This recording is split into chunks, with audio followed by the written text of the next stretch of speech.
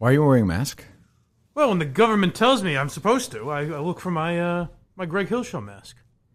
Is this a bit or something? Yeah, kind of. I just had a bunch of Greg Hill Show masks to bring in for you guys. Fucking mask off, please. The takeaway from this, though, is that And it scared me. Jesus Christ. I was like, get the fuck out of here. in a time of national shortages, when healthcare professionals are fearing for their lives, looking for masks, Greg Hill has been hoarding his own supply. Well, it's okay. So he can put little Greg Hill stickers on them and hand them out at events. Is that what he's doing now?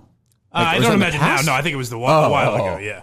But still, I mean, he's Greg How Hill. many do you have? Oh, a stack full. I brought some in for you guys if you want them. I would honestly rather get coronavirus than be protected with that. I think they're a nice looking. It's a nice sticker they hastily put on there. It is amazing. But I'm just wondering, like, how many masks does Greg Hill have? Is he sitting on a little stockpile for when this thing's over and he can hand them out for promotional purposes? Who cares? I don't know what. I mean, all the dead people, all the healthcare workers, they might be interested in having those. They masks. would rather die than wear a Greg Hill mask. They could take the sticker Blood off. is on his hands. It's been on it already, though. It ruins it. I can't imagine. Jesus, you fucking freaked me out. God. No reason. No reason to worry. Of course, you wouldn't be if you came in here feeling sick. I would actually kill you. So that's probably true. It's too bad. I'm in a great mood too. A lot of enemies losing their jobs. It's wonderful. It's a great day. It really is. I mean, it's a tough call. Can you celebrate when somebody who is shit on you in a low moment loses their job? The answer is yes. Of course. I think you can.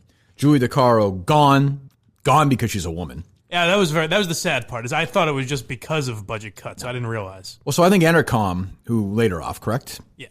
Sat there in a meeting and said, well, I think if we get rid of Julie DeCaro, she doesn't get any ratings. She's terrible. Her show stinks. And it's she's on irrelevant. nights and weekends. Yeah, she's an irrelevant time slot. But if we lay her off, she'll bitch and moan about it and say she's a woman and we'll get some crap. But you know what? Let's do that because she's a woman. That seems like that's the move they definitely made. Like, I would say of all the people they laid off yesterday, and they laid off a lot, and we'll get to that fat, fucking pathetic asshole Francesa in a second. What a loser he is. Kept his job. On a day when Intercom is fucking laying off people left and right, this fucking cunt is complaining about well, I mean, free promotion. I mean, he is just a fat, useless old cunt, isn't he? Yeah. I mean, just a talentless hack who got away with it for years because there was no podcast, there was no competition. And you had a guy next to him who had some fucking life. He's a joyless, dickless, fat cunt bag. Anyway, but I mean, I like him. I like him. I don't like do you? Sounds it. There's a reason he kept his job. People always say he was a prick, and now, yes, oh God. But I would say of all the part-timers they laid off yesterday, they laid off a lot of them, hundreds of them. And you know, I want to see Entercom burn to the ground, obviously, but there are people in the company who I've had good experiences with. Guys like Mutt, who I talked to yesterday, still has his job. One of the advantages of making $26,000 is he keeps his job, because I think people under don't 50,000. I know it? Yes. Well, no, you're on the chopping block. But they got rid of hundreds of people yesterday. I guarantee you the longest conversation they had of any of these part-timers was about Julie DeCaro. Well, yeah. Because they didn't want to deal with the fucking woe is me. Oh, you're being serious. Oh, dead serious. Yeah. Dead serious. The woe is me. Not because of her talent. Because, if we do this, she's going to play this card and we're going to hear some shit. Because that's the kind of company Entercom is. Right. To worry about that kind of identity politics Is it bullshit. worth it? And right away, she played it right off the top deck. Shame to see my position at 670, the score has been eliminated. Another woman in Chicago sports bites the dust. Way to make it about yourself, Joy. Like, Jesus Christ. That is really pulling your hamstring to make it about yourself now. Like, who thinks it's possibly about that? Not even. It's literally at the worst time in American, since the Great Depression, the worst time in American history. Maybe including business-wise, maybe, yeah. How many new unemployment claims do we have? I think we're over 6 million. Yeah, we're over 6 million. Almost 7 million. We're over 6 million, and she thinks she was fired because they were like, she has a vagina. She has a vagina, you're out. I mean, it's just so stupid. But hey, silver lining, she is a lawyer, so I'm sure she'll be able to start her own firm and be very successful. A detective that I am, I'm looking at the replies here, the blue check marks were out for Julie DeCaro. Third one I saw, and you have it here, Steve. I'm really sorry to hear this. Please reach out if you need help. Jamel Hill, blue check mark. We'll get to that idiot in a second, too. The fact that she responded right away tells me that Jamel is the one that she's talking to for that stupid book which will probably come out sooner now, I think, right? That'll be good. Oh, she'll have nothing to do but time to write, and people are reading now more than ever. Wretched human being Jamel Hill is too. Oh, just despicable fucking human being. We'll get to her. I'm in such a good bad mood today. I ran that fucking monsoon today. You know, I'm ready to go. I'm ready to bear. Starting with that fucking shit fuck Francesa. And then we'll work our way through that fucking Diet Coke swilling load. Never had competition in his life. Once he did, Michael K. He fucking drove him out of the business. I mean, Jesus Christ, it's pathetic. I like Francis. I don't understand. Why? What's good about him? I just find him funny. Okay, but what's good about? Forget the persona. What's good about him? You find him. I like him. If his name was Lou fucking Johnson, he was a new talk show host, and you'd think he was terrible. Well, I might. I like Steve Summers too. I like those old school kind of guys. The videos that Funhouse posts are funny. That's the Francesa I like. That's the only reason I like Francesa. That's why I don't. This is the one thing I disagree with him on, because I don't know why he's bitching. Because he's a fucking old shithead, and he works for a fucking shithead company. He doesn't like to get made fun of. Yeah, and I mean, it's the only... So, Funhouse, who we like, they like... I like the guy, and he's funny. He fucking understands Francesa. Almost cost Mike his job. Sure. Almost cost Mike his job. True, it's why we like him. That would be like me bitching about that. Instead of saying, like, oh, it was my fuck, I got caught, basically. But that would be like me coming in here Monday and saying, these assholes at Funhouse got me exposed. You have blamed Steve for... playing that clip, sending that clip a lot on Twitter today. Jokingly, but yeah, it's tapping him on his shoulder. If Funhouse was doing that, I would say the same thing. By the way, Mike has a disclosure he'd like to read right now. Yes, I'm speaking about Funhouse and Mike Francesa only. That's it. I don't know about that, but but yeah, exactly. And so Funhouse is one of these guys. He just has these endless Francesa. If you follow him, we all follow him here. These endless Francesa things for 30 seconds where Francesa sounds like an idiot, which he is. And then is essentially. Has literally kept Francesa alive for the last 5 years. Without him, Francesa doesn't exist. Think about it. Francesa fucking weekend. He's Julie DeCaro. He's a weekend fucking talk show host at this point who got no ratings, and he'll lie about this fucking app which failed. I was still at Entercom. People were telling me there were less than 100 people who had Francesa's app. Jesus. Less than 100 people. Oh, before they bought it? Yeah. Yeah. Less than 100. He was charging $10 a month. Well, then he owes someone a lot of money. What did he say? I'll give you $10,000 for every viewer I have less than 1,000. Release the numbers at the point. If I'm wrong, I'm happy to say the guy was wrong at Entercom. I don't think he was. $10,000. Less than 100. The guy was like, it's embarrassing. But, David Field, who we'll get to later, another idiot, has some hard-on for Francesa, keeps bringing them back. I don't know why. So this Funhouse guy plays clip after clip after clip and played the Trump clip with Francesa. That got 2.5 million views. Now, got on MSNBC, made a huge splash. Correct. I know me. If that happened, I'd be like, this is fucking fantastic. Imagine me getting mad like 617 or somebody if they played a bunch of my clips. Not only that, it's something you said. It's not like he found in Francesa's house, he's bitching to his wife about. And not only that, it's if Francesa released it, he could, first of all, could release it if he wasn't such a lazy, stupid fuck. He could release it on his own Twitter account, all these clips. Or FAN could if they weren't so fucking stupid. Francesa has more Twitter followers, I'm sure, than Funhouse. And I'm sure FAN does, or close. Right? FAN must, yeah. So, I mean, that's... Not by much, though. I think Funhouse is up around 80K. I bet you the fan has a couple 100,000 Twitter followers. I would think. So if they did that, if they clipped those things, if they fucking clipped the same exact thing that Funhouse did after he did it and released them, then you could have it. But they're lazy and they're dumb and they're always playing from behind. They're always scared because Entercom's a bunch of pussies, and that's why they're going to be out. One of the many reasons why they're completely out of business here soon. And they don't get why it's funny. Right. That's the big thing. Well, no, but the worst part is some of the people in the building do know why it's funny. Yeah. And they still don't do it because they're afraid. So they play this clip, and Francesa goes on yesterday. And again, this is 2.5 million people who, whether to make fun of it or not, get to look at your show. It's literally free promotion to 2.5 million human beings. Way more than that, too. I mean, that doesn't include how many people saw it on TV networks that replayed it and everything. But he's right. So I don't know, whatever, 5 million? Yeah. What city has a population of 5 million? New York. I don't know. Wherever. So Francesa is like really like, we just do things differently, I guess. Like, I would have so much fun with this guy. Like, I don't know. I would have Funhouse on if I was Francesa. I don't even understand. Well, that would ruin the whole Funhouse dynamic, though. Honestly, if Francesa played into it, then it wouldn't be as funny. Yeah, but he's clearly rattled by it. He doesn't find it funny. But that's why Funhouse works. No, I don't think we'd follow Funhouse if Francesca was like, "Hey, gang, look what wacky thing I said today. I know look that. At the bumbling mistake." No, I know that, but I'm saying from Francesca's perspective, if he's that worked up about it, fucking have the guy on. For Entercom, it's over once you do that. They should reach out and say, "Well, you're watching these shows anyways. Do you want to just cut them up, send us the clips? We'll pay you." Well, they will pay him, but yeah. Well, yeah, they can't now. But I mean, if they were smart, they would have someone like that. I know. We have 300 people like that? Yes. I mean, imagine, we get mad at some of the people who host the shows and do all that. But imagine doing what Francesa's like, the government, tweeting last night. Doxing Warden of the North. He's like, I'm going to find your name. I'm going to find it. Do you have the sound of him yesterday? What a douchebag. The other day, I did an open that was viewed 2.4 million times in different places and used illegally in a bunch of places, too.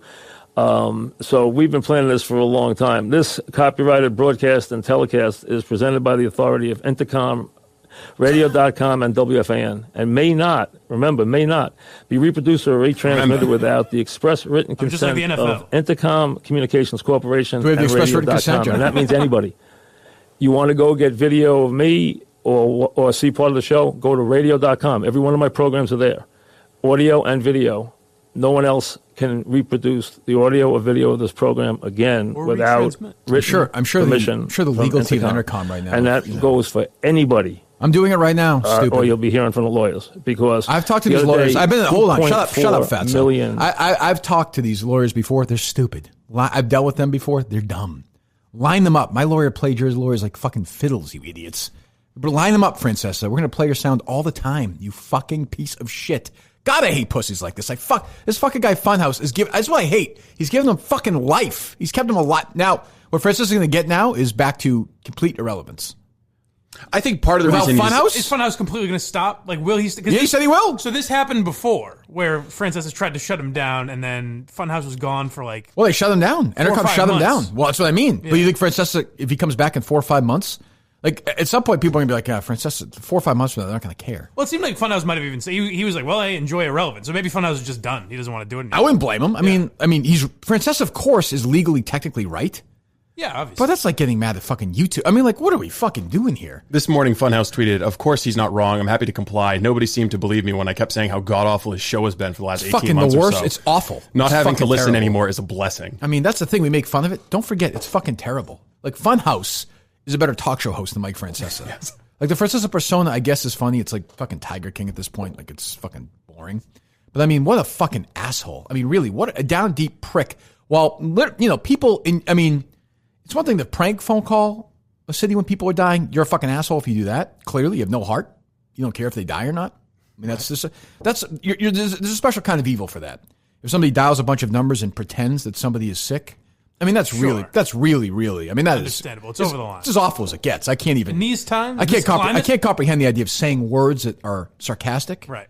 And then being, I mean, that's just. There's just no place for no, it. There's not. This is not a place to joke. There's not. But if you're a guy like Francesa who gets all worked up about Trump and about how that people are dying, and then the same day that your company lays off everybody and people in your city are dying, that's what you're worried about? Then you get worked up about a guy who plays. I mean, like, which is it, shithead? Well, that's God, what I hate him. Steve was saying earlier, and I think that's why, is that he's mad that Trump saw it. Yeah, that's what it is. He thought he was in his own little corner and he was going to talk some shit and say what he really felt. He's a pussy then. And then Trump heard it because it was played on TV, and now he's worried about he's not going to get invited to Mar-a-Lago. He's not going to have that connection to power. You said it, Mike. You said it. Own it, idiot. That's what it is. He doesn't want to own it. He didn't think. Then why did he say it? Because it's how he really felt, but he didn't think that it was going to risk his connections to power, which he clearly enjoys. What connections does he have to power? Well, he has been friends with Trump for a while. Yeah, but I don't think, what do you think, he's really friends with him? I mean, maybe Trump. I think Mar-a-Lago or some golf course. That's the truth. If you're right, what a pussy. Nicole Wallace did touch on something significant yesterday when she was talking about how important Francesa is, and that is Trump does care about like people in the media, people in the radio liking him. And so I think that he's a big loyalty guy too. So he's never going to talk to Francesa again. You at this point. He's a weekend talk show. It doesn't matter. That's not how Trump thinks about it. Like he'll hear that clip and he will never talk to Francesa again because he's a big loyalty guy. So he'll remember this. So then Francesa's aware of how irrelevant he is.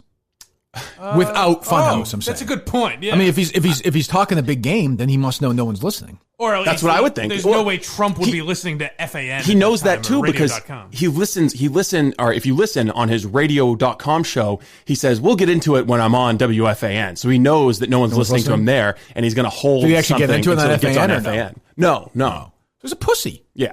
Right. I mean, that's so I just hate, like, this guy who obviously thinks Francesa's a moron. He trolls him, but has given him a shitload of publicity and is funny and entertaining. In a weird way, it's got to be a love. He has to love Francesa on to some level because he would to listen it's that like much. the people who hate me and or to whoever. promote it that much. Right. Although, I mean, you promote Shirley Leung, I guess. So maybe it is just a hate relationship. Yeah, but it's not like, I guess, but it's not like I'm, reading Shirley 4 hours a day. Yeah. And looking for the best parts of her columns. But yeah, I know what you mean, but. Yeah, Francesa, his solo career would probably be viewed as a failure without Funhouse. Like, the only reason he's looked at the success is because of the Francesa Con and the bumbling Jason Giambi calls. Which kind of gone away too, sort of. Like, he's just, He's on half an hour a day. What a douchebag. God, I hate that. I fucking hate that. It's like me saying, like, Menner's made fun of us, so it's fucking spike his show. Dox him. I know Steve wants to kill that. him, but I mean, it's just, I don't get it. I just hate that. It's such an, it's because he works for Entercom. That's why I hate him, probably too, to some extent. Do you think he started this, or do you think someone from Entercom came to him and said, He did. it got 2.4 million views? He did. There's They no would way love we that. should They be. would We should be right? monetizing those. I've been in a situation where things go viral, and they're never like, "Hey, let's run away from that." Yeah. Because think about it; they're so irrelevant now. Especially something all like that. Francesa. If he called some woman the C word or something, then they would be panicking. Right. But this is just a Trump rant that got a lot of. They would love that. I love how he thinks that it's like the statement he read is just some magic spell that's going to prevent people from replaying his audio if he says something dumb. I said do not reproduce. Remember, I said do not. Huh? Express written permission. Well, Steve, make sure you do that, okay? Oh, yeah.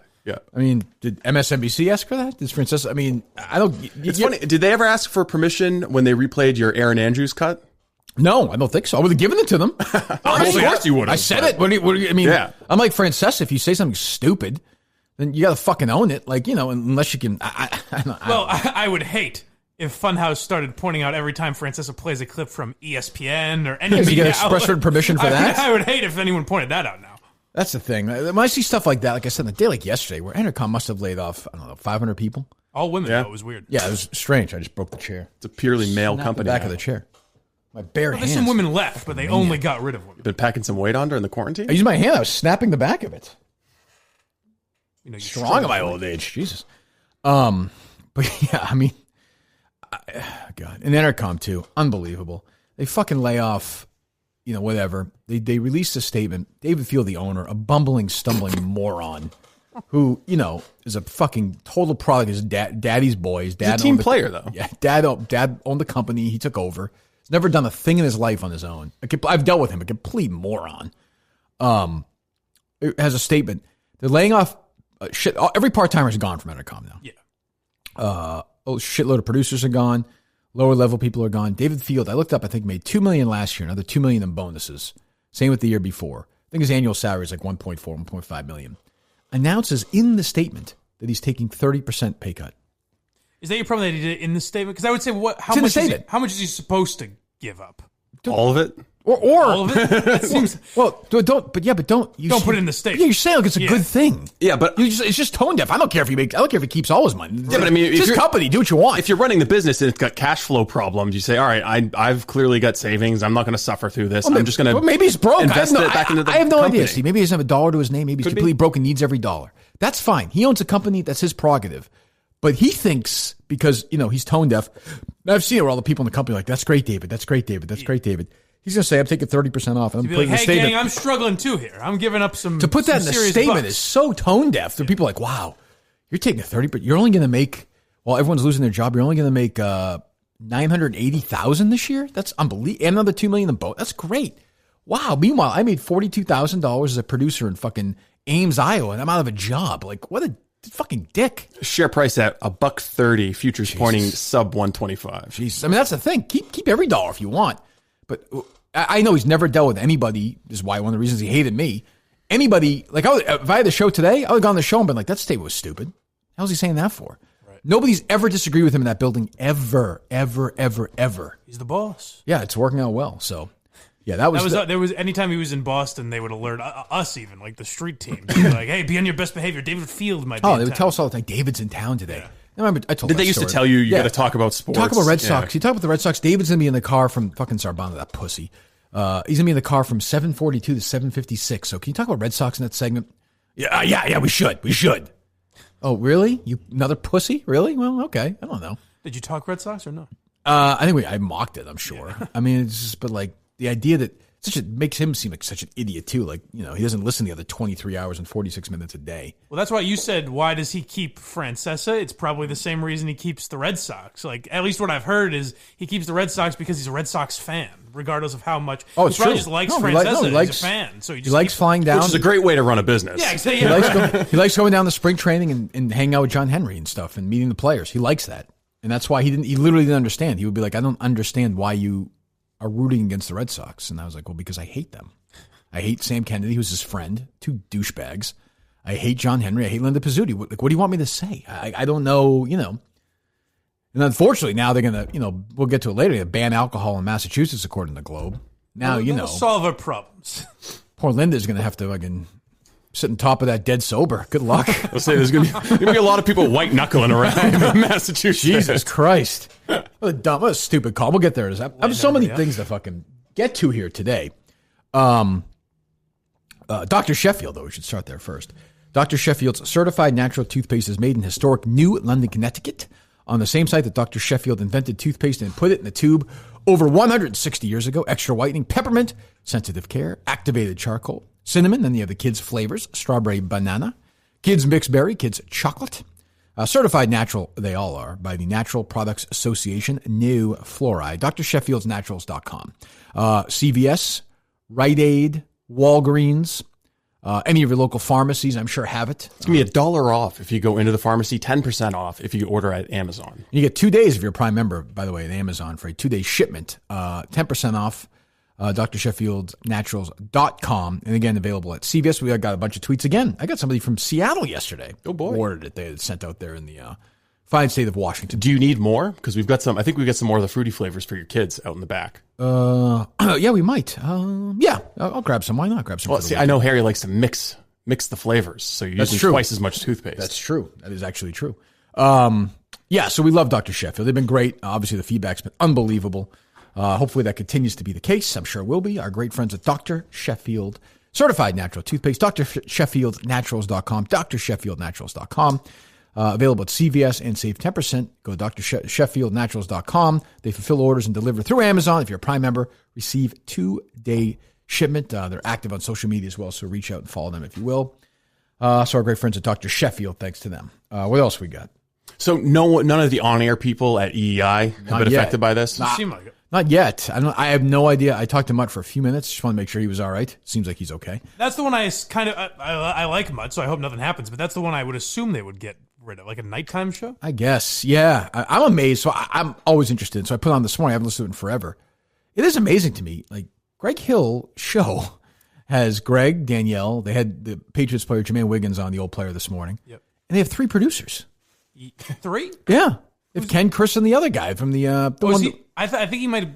Oh, is he gone? I think he might be gone. Oh, is he gone? Oh, it's could be wrong. He seemed like a nice kid. Yeah, he's a nice guy. Safe, but I mean, listen to like Jermaine Wiggins, who I've never met. I may have met him once. Everyone says he's a nice guy, but I'm like, boy, they're keeping like 3 people on these. It just seems strange to me. I don't know. Yeah, well, they have 3 on every show because when Wiggy's not on there, he's on the midday show, and then Fitzy's in the morning. So but still, three on every show. They're still doing that? Yeah. That is amazing. But last night, if Hill is that awful with so many supporting players, imagine how he'd be with just a producer. Jerry and I say all the time. Greg Hill solo. Dino solo. Like the phone lines are broken. He has to vamp for 20 minutes. That would have been great. Incredible. It would have been incredible. If he had been by himself after 30 seconds, he would have gone. At 6 a.m, he would have gone to the phone calls. Would have done Dead or Alive or Guess a Celebrity. I'm serious. But yeah, what was I going to say? We're talking about EEI personalities who've been laid off. Yeah, I mean, I guess it seems like, it doesn't seem like any of the major national radio personalities got laid off yesterday. I don't think. Well, just Julie Descar. Other than Julie, yeah. I didn't see anybody else. The good strategy is lay off your salespeople. Yeah. They laugh a bunch of salespeople or no? That's what I imagine. They've got a bunch of people working on commission that they've laid off. Yeah. It's a good way to hollow out your revenue. Yeah, sales, promotions, part-time, any part-time workers, I guess, at all, it seemed like. At least Boston, I don't know. Pretty soon Hill will be moonlighting as a salesman. That's probably true. I think he probably is anyway. But yeah. That's what it was. So I talked to Mutt last night. And if you listen to Boston, and they're doing it all over the country, I mentioned before. Did he give you permission, express written permission? Well, I'm not playing sound of his. Yeah, let's not play any sound of Mutt. He said, he's like, we're starting tonight. I said, I have to admit I don't. Red Sox classic baseball games. I knew they were doing it with the Yankees. It makes sense. It's Entercom. Yes. And I was like, why? Why? And I thought about it. The only reason I can think, because Mutt's physically there, is I suspect they think it in some way placates the current advertisers. Probably. It's Red Sox. It's not nearly the same. My thing is, what human being driving around last night would listen to that game? Here's where you're wrong. You're not thinking, you probably don't know what game they played. I don't know. It was game one. Mm-hmm. Now think back to where you guys probably remember where you were. Game one, ALDS 2018. Don't we all remember? I have to say, I don't know who they were playing. They played in that series. They were playing the Yankees. Oh, they played the Yankees that year? It was the year they won, right? Yes. Oh, yes. This is when I was on the outs. I didn't watch any baseball. They won 3 out of 4. That was a big win. I was so happy not to be part of that. So they played that game last night? Yeah. And are they going in order or something? I don't know if they're going in order because tonight is game 3. They're not playing the losses, I don't think, because tonight's game 3 when they won 16-2. Oh boy, that'll be good in the 4th inning when you're listening tonight. I might be crazy, but wouldn't it be? I mean, if you're gonna go down that road of shitty radio, why don't you go back further and do something? I would think like it would be that's 2004. more classic. Maybe. Yeah, that's what I'm saying. I would even go. Yeah, I'd go wait. Yeah, I guess. I mean, but I also it's not hard. Everyone is home right now, so I would do Mutt's there. Mutt's willing to work. Anybody there is willing to work. I'm sure they have some producers there. I'm sure. Have Mutt on. Play whatever, game 4 of the 04 ALCS, right?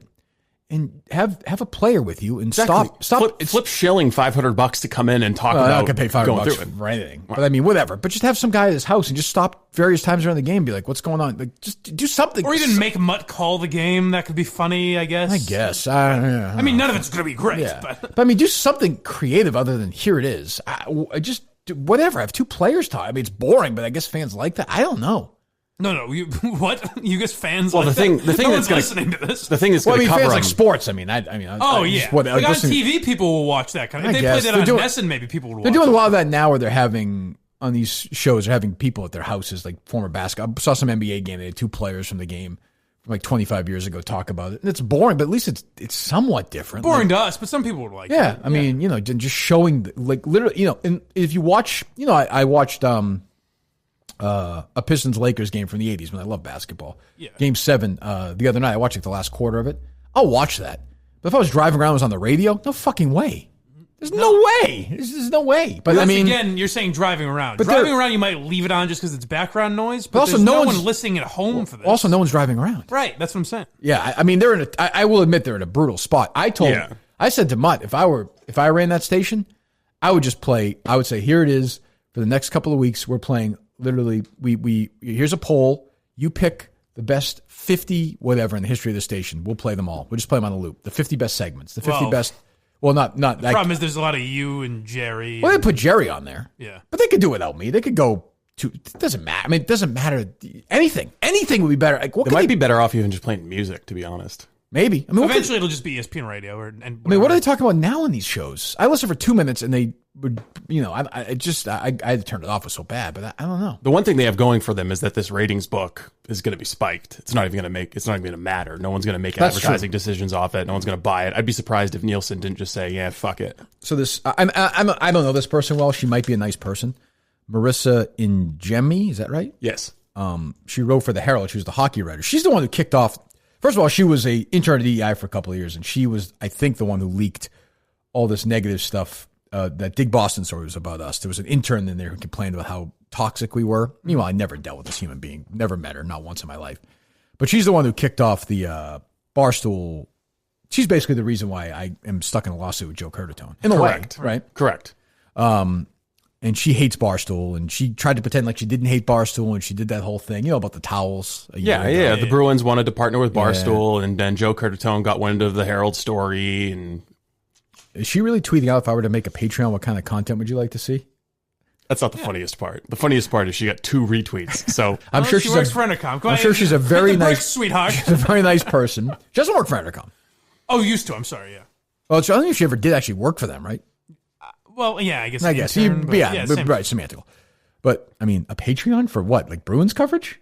Anything. In this time, she's throwing it open. Anything. What could she do for money? I'm sure she'll get some suggestions. This time in history, she thinks she's going to open a Patreon account and a Patreon thing and get people to reach into their wallets. People are being charitable sometimes. 2 retweets and 12 likes. Well, I mean, I'm sure she's a nice person. So the thing is, they don't even want what you're offering for free. What I didn't like about her was she tried to pretend like she didn't hate Barstool when that thing happened, and she did hate Barstool.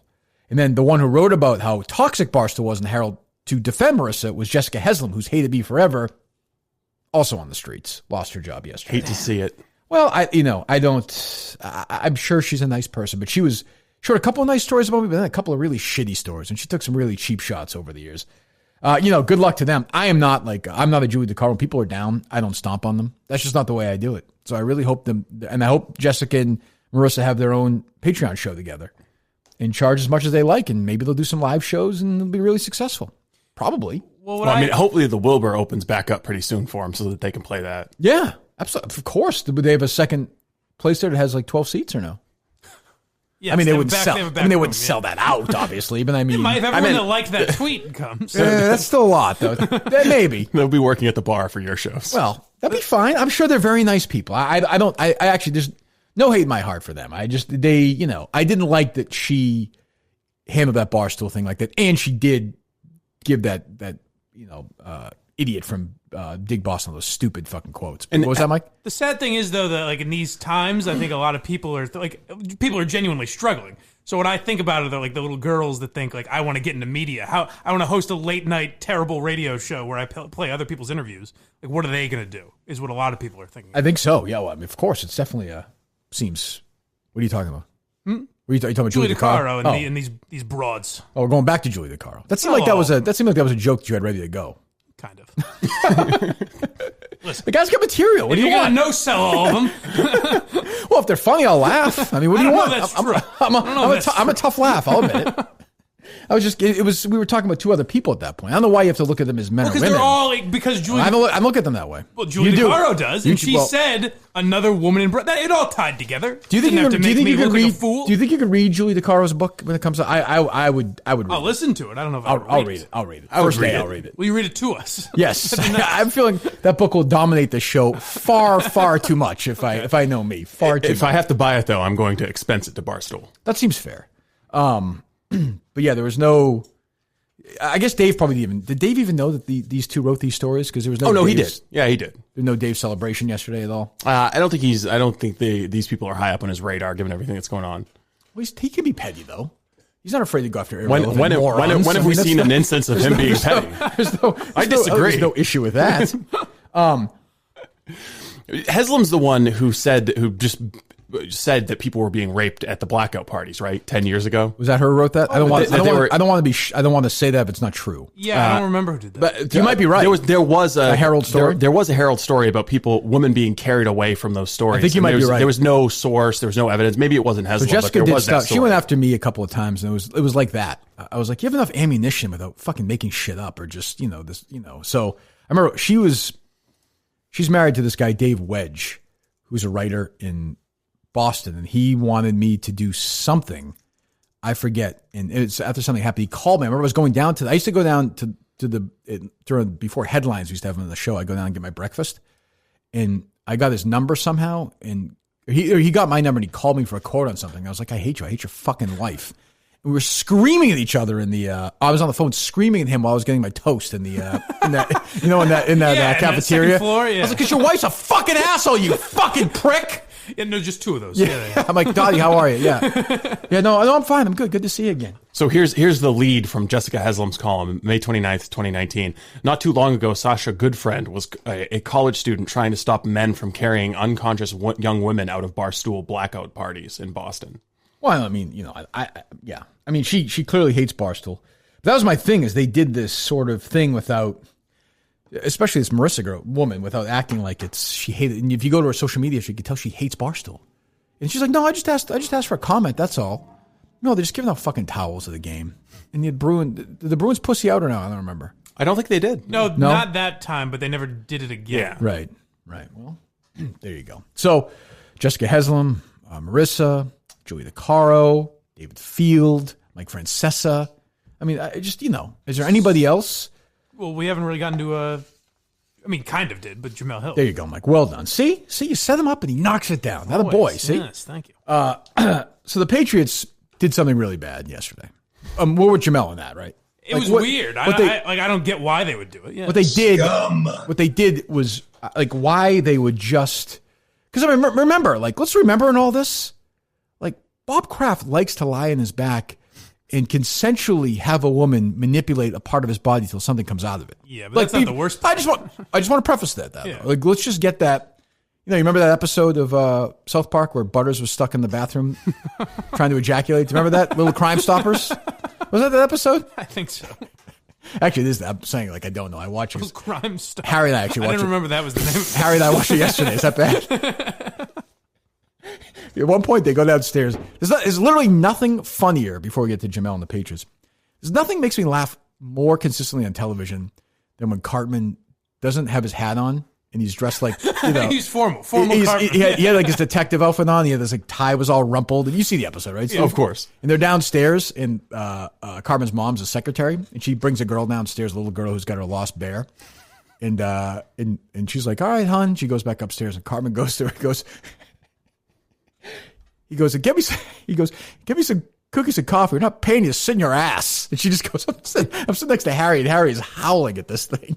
Just the way Cartman says it is funny. So the episode is freaking unbelievable. So Butters goes into the bathroom. They need a semen sample to prove that Butters isn't the guy who stole the teddy bear.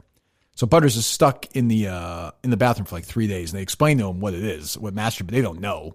They say you pull on your wiener till white stuff comes out, which is what happened to Robert Kraft.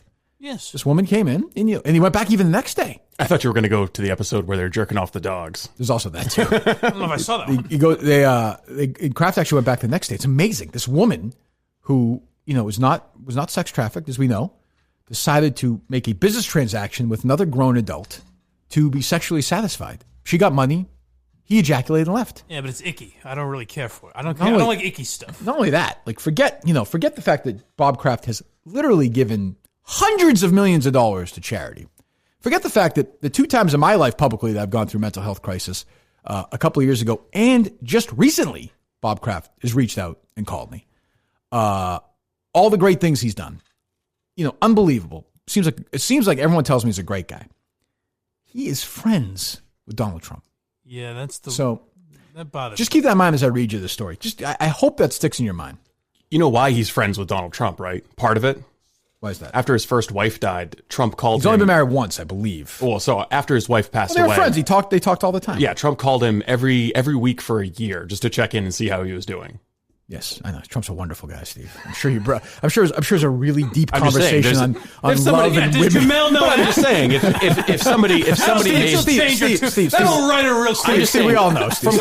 From Kraft's perspective, Steve, if somebody reached out to you, you'd have some fondness for the guy. But what do you think, Trump conversation? Do you think Trump had deep, meaningful conversations about love and with? No, probably not. But still, he took the effort.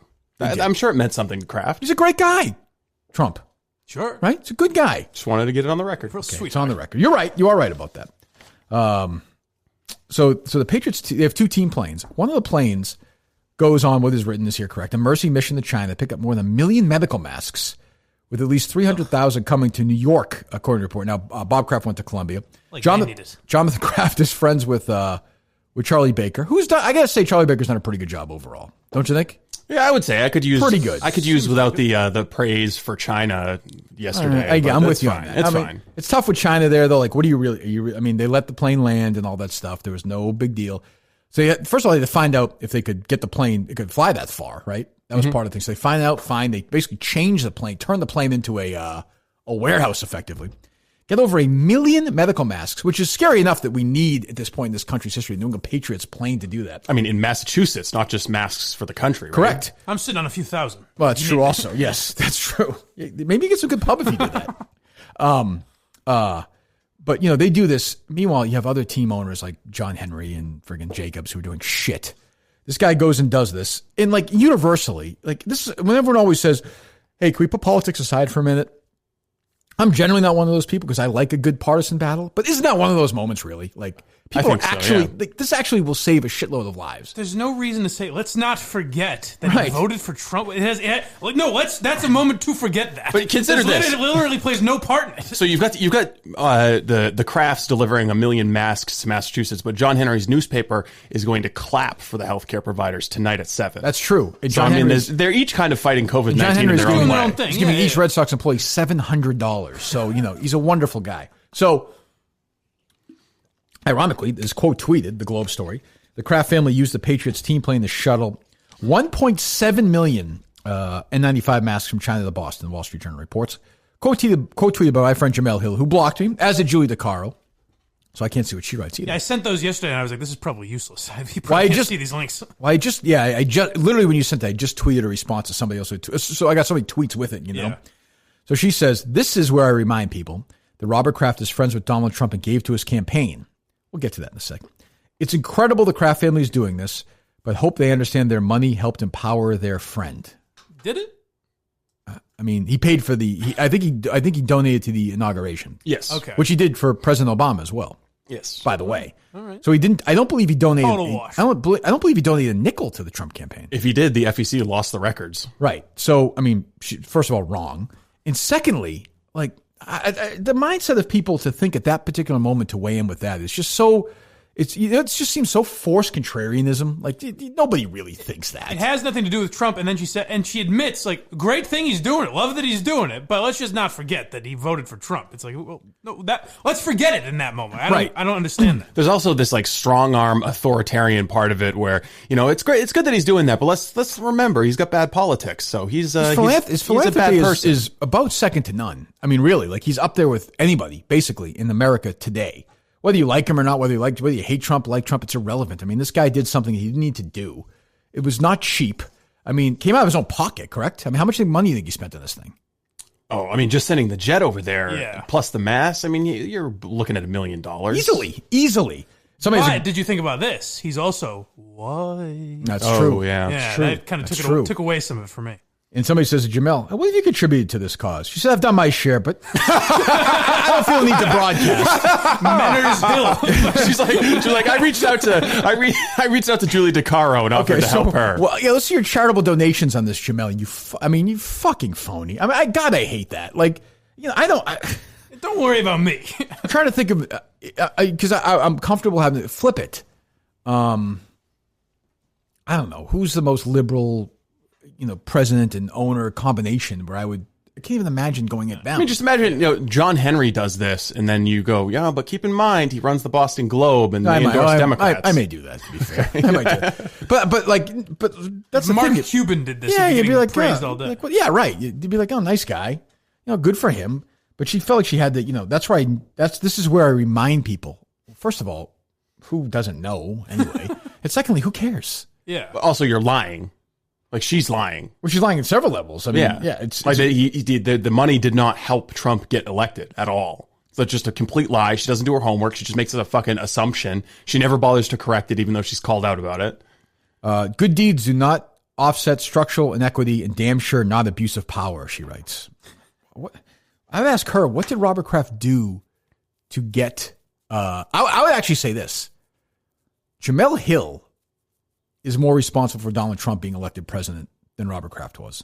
The hate for ESPN and the liberal media with people like Jamel, I think caused a lot, and Trump used that to galvanize people. I think she is more responsible, far more responsible than Robert Kraft. It's not even close. I would say also she is abusing her own power because she has a little bully pulpit. She's got a following, sure, and she's abusing her power by spreading misinformation about a philanthropist. And she'll quote tweet us because we'll put her on there and she'll say we suck or whatever. The floor is yours. Pick a place. I'm happy to have the conversation. She'll never do it because she knows she's in this wonderful bubble where they hire her to do things. They never succeed. When she loses the job, she hints at things but doesn't quite go that far. Yeah. Then somebody else feels guilty. They hire her. Same thing happens again. and then it happens again and again and again and again. It's a great trick. By the way, who is Jamel Hill to complain about the system? I mean, the system's been pretty nice to her for her level of talent. Yeah, she's had a pretty good career, or pretty successful career. Yeah, I mean, she's never, never had an eyeball on her TV shows or radio. She's never had anybody pay attention to anything she's written or said. But she's played the system. Good for her. That is perfect how she did it. She did it last time you brought something up, where I tweeted something from the show account, like Jamel Hill calls, I forget what it was, but calls so-and-so racist. She danced around it. Well, show me where I technically said that. And she knows it has nothing to do with the color of her skin or that she's a woman. We fucking ripped on I don't need to do that. I'll rip on men or women just the same. I don't care. She stinks. She's a terrible writer, fucking awful writer, terrible on TV. Her podcast is awful. And, she goes after Robert Kraft, who does something that she would never consider doing. I bet she hasn't given a nickel to this thing. Not one. Nothing. I've done my part. Don't you worry about it. Don't worry about it. You fucking, wave the flag again. So good for her. But yeah, that was telling, as always, from our good friend Jamel Hill. And we'll reach out. I'm sure she'll come on with us. I have no doubt about that. What else do we have here? We do have some prank phone calls that we can get to. We'll get to those in a second. Take some calls here in a moment, maybe as well. Go ahead, Steve. There's a little bit of media, a couple of media clips. Jimmy Fallon had Joe Biden on his show, hosting it from his library or something. That was awful. Joe Scarborough and Chris Cuomo. Chris Cuomo late in the stage with COVID-19, having his brother back on. Just going absolutely insane. Is he talking about hallucinations? Yeah, he's talking about like his fever dreams. For a chance he's just making this up or no? Yes.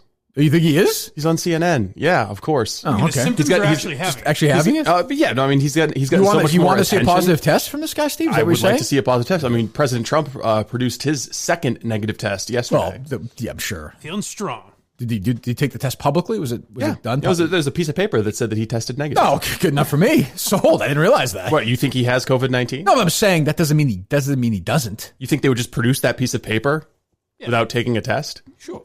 They couldn't manufacture a piece of paper? You think that the president would just come out there and say President something Trump that wasn't Paper. true? You understand it's paper. It's on physical paper. For a second there, I thought you were accusing him of lying. Which one of these sounds do you like best? Keep in mind, what was the terrible sound you played to close the show a couple of days ago? The WHO sound. Oh, God. I still understand that. You understand why that's significant, though, right? I understand what's significant, but it's not good sound. Jesus. It's giving Mike an opportunity to make fun of me for playing it. No, I would never stand. Here's Jimmy Fallon. The last time I believe I saw you is really what the show sounds like? was at the Time 100. Yeah, they're on like Skype. Hold on. Is this on the Tonight? Hold on.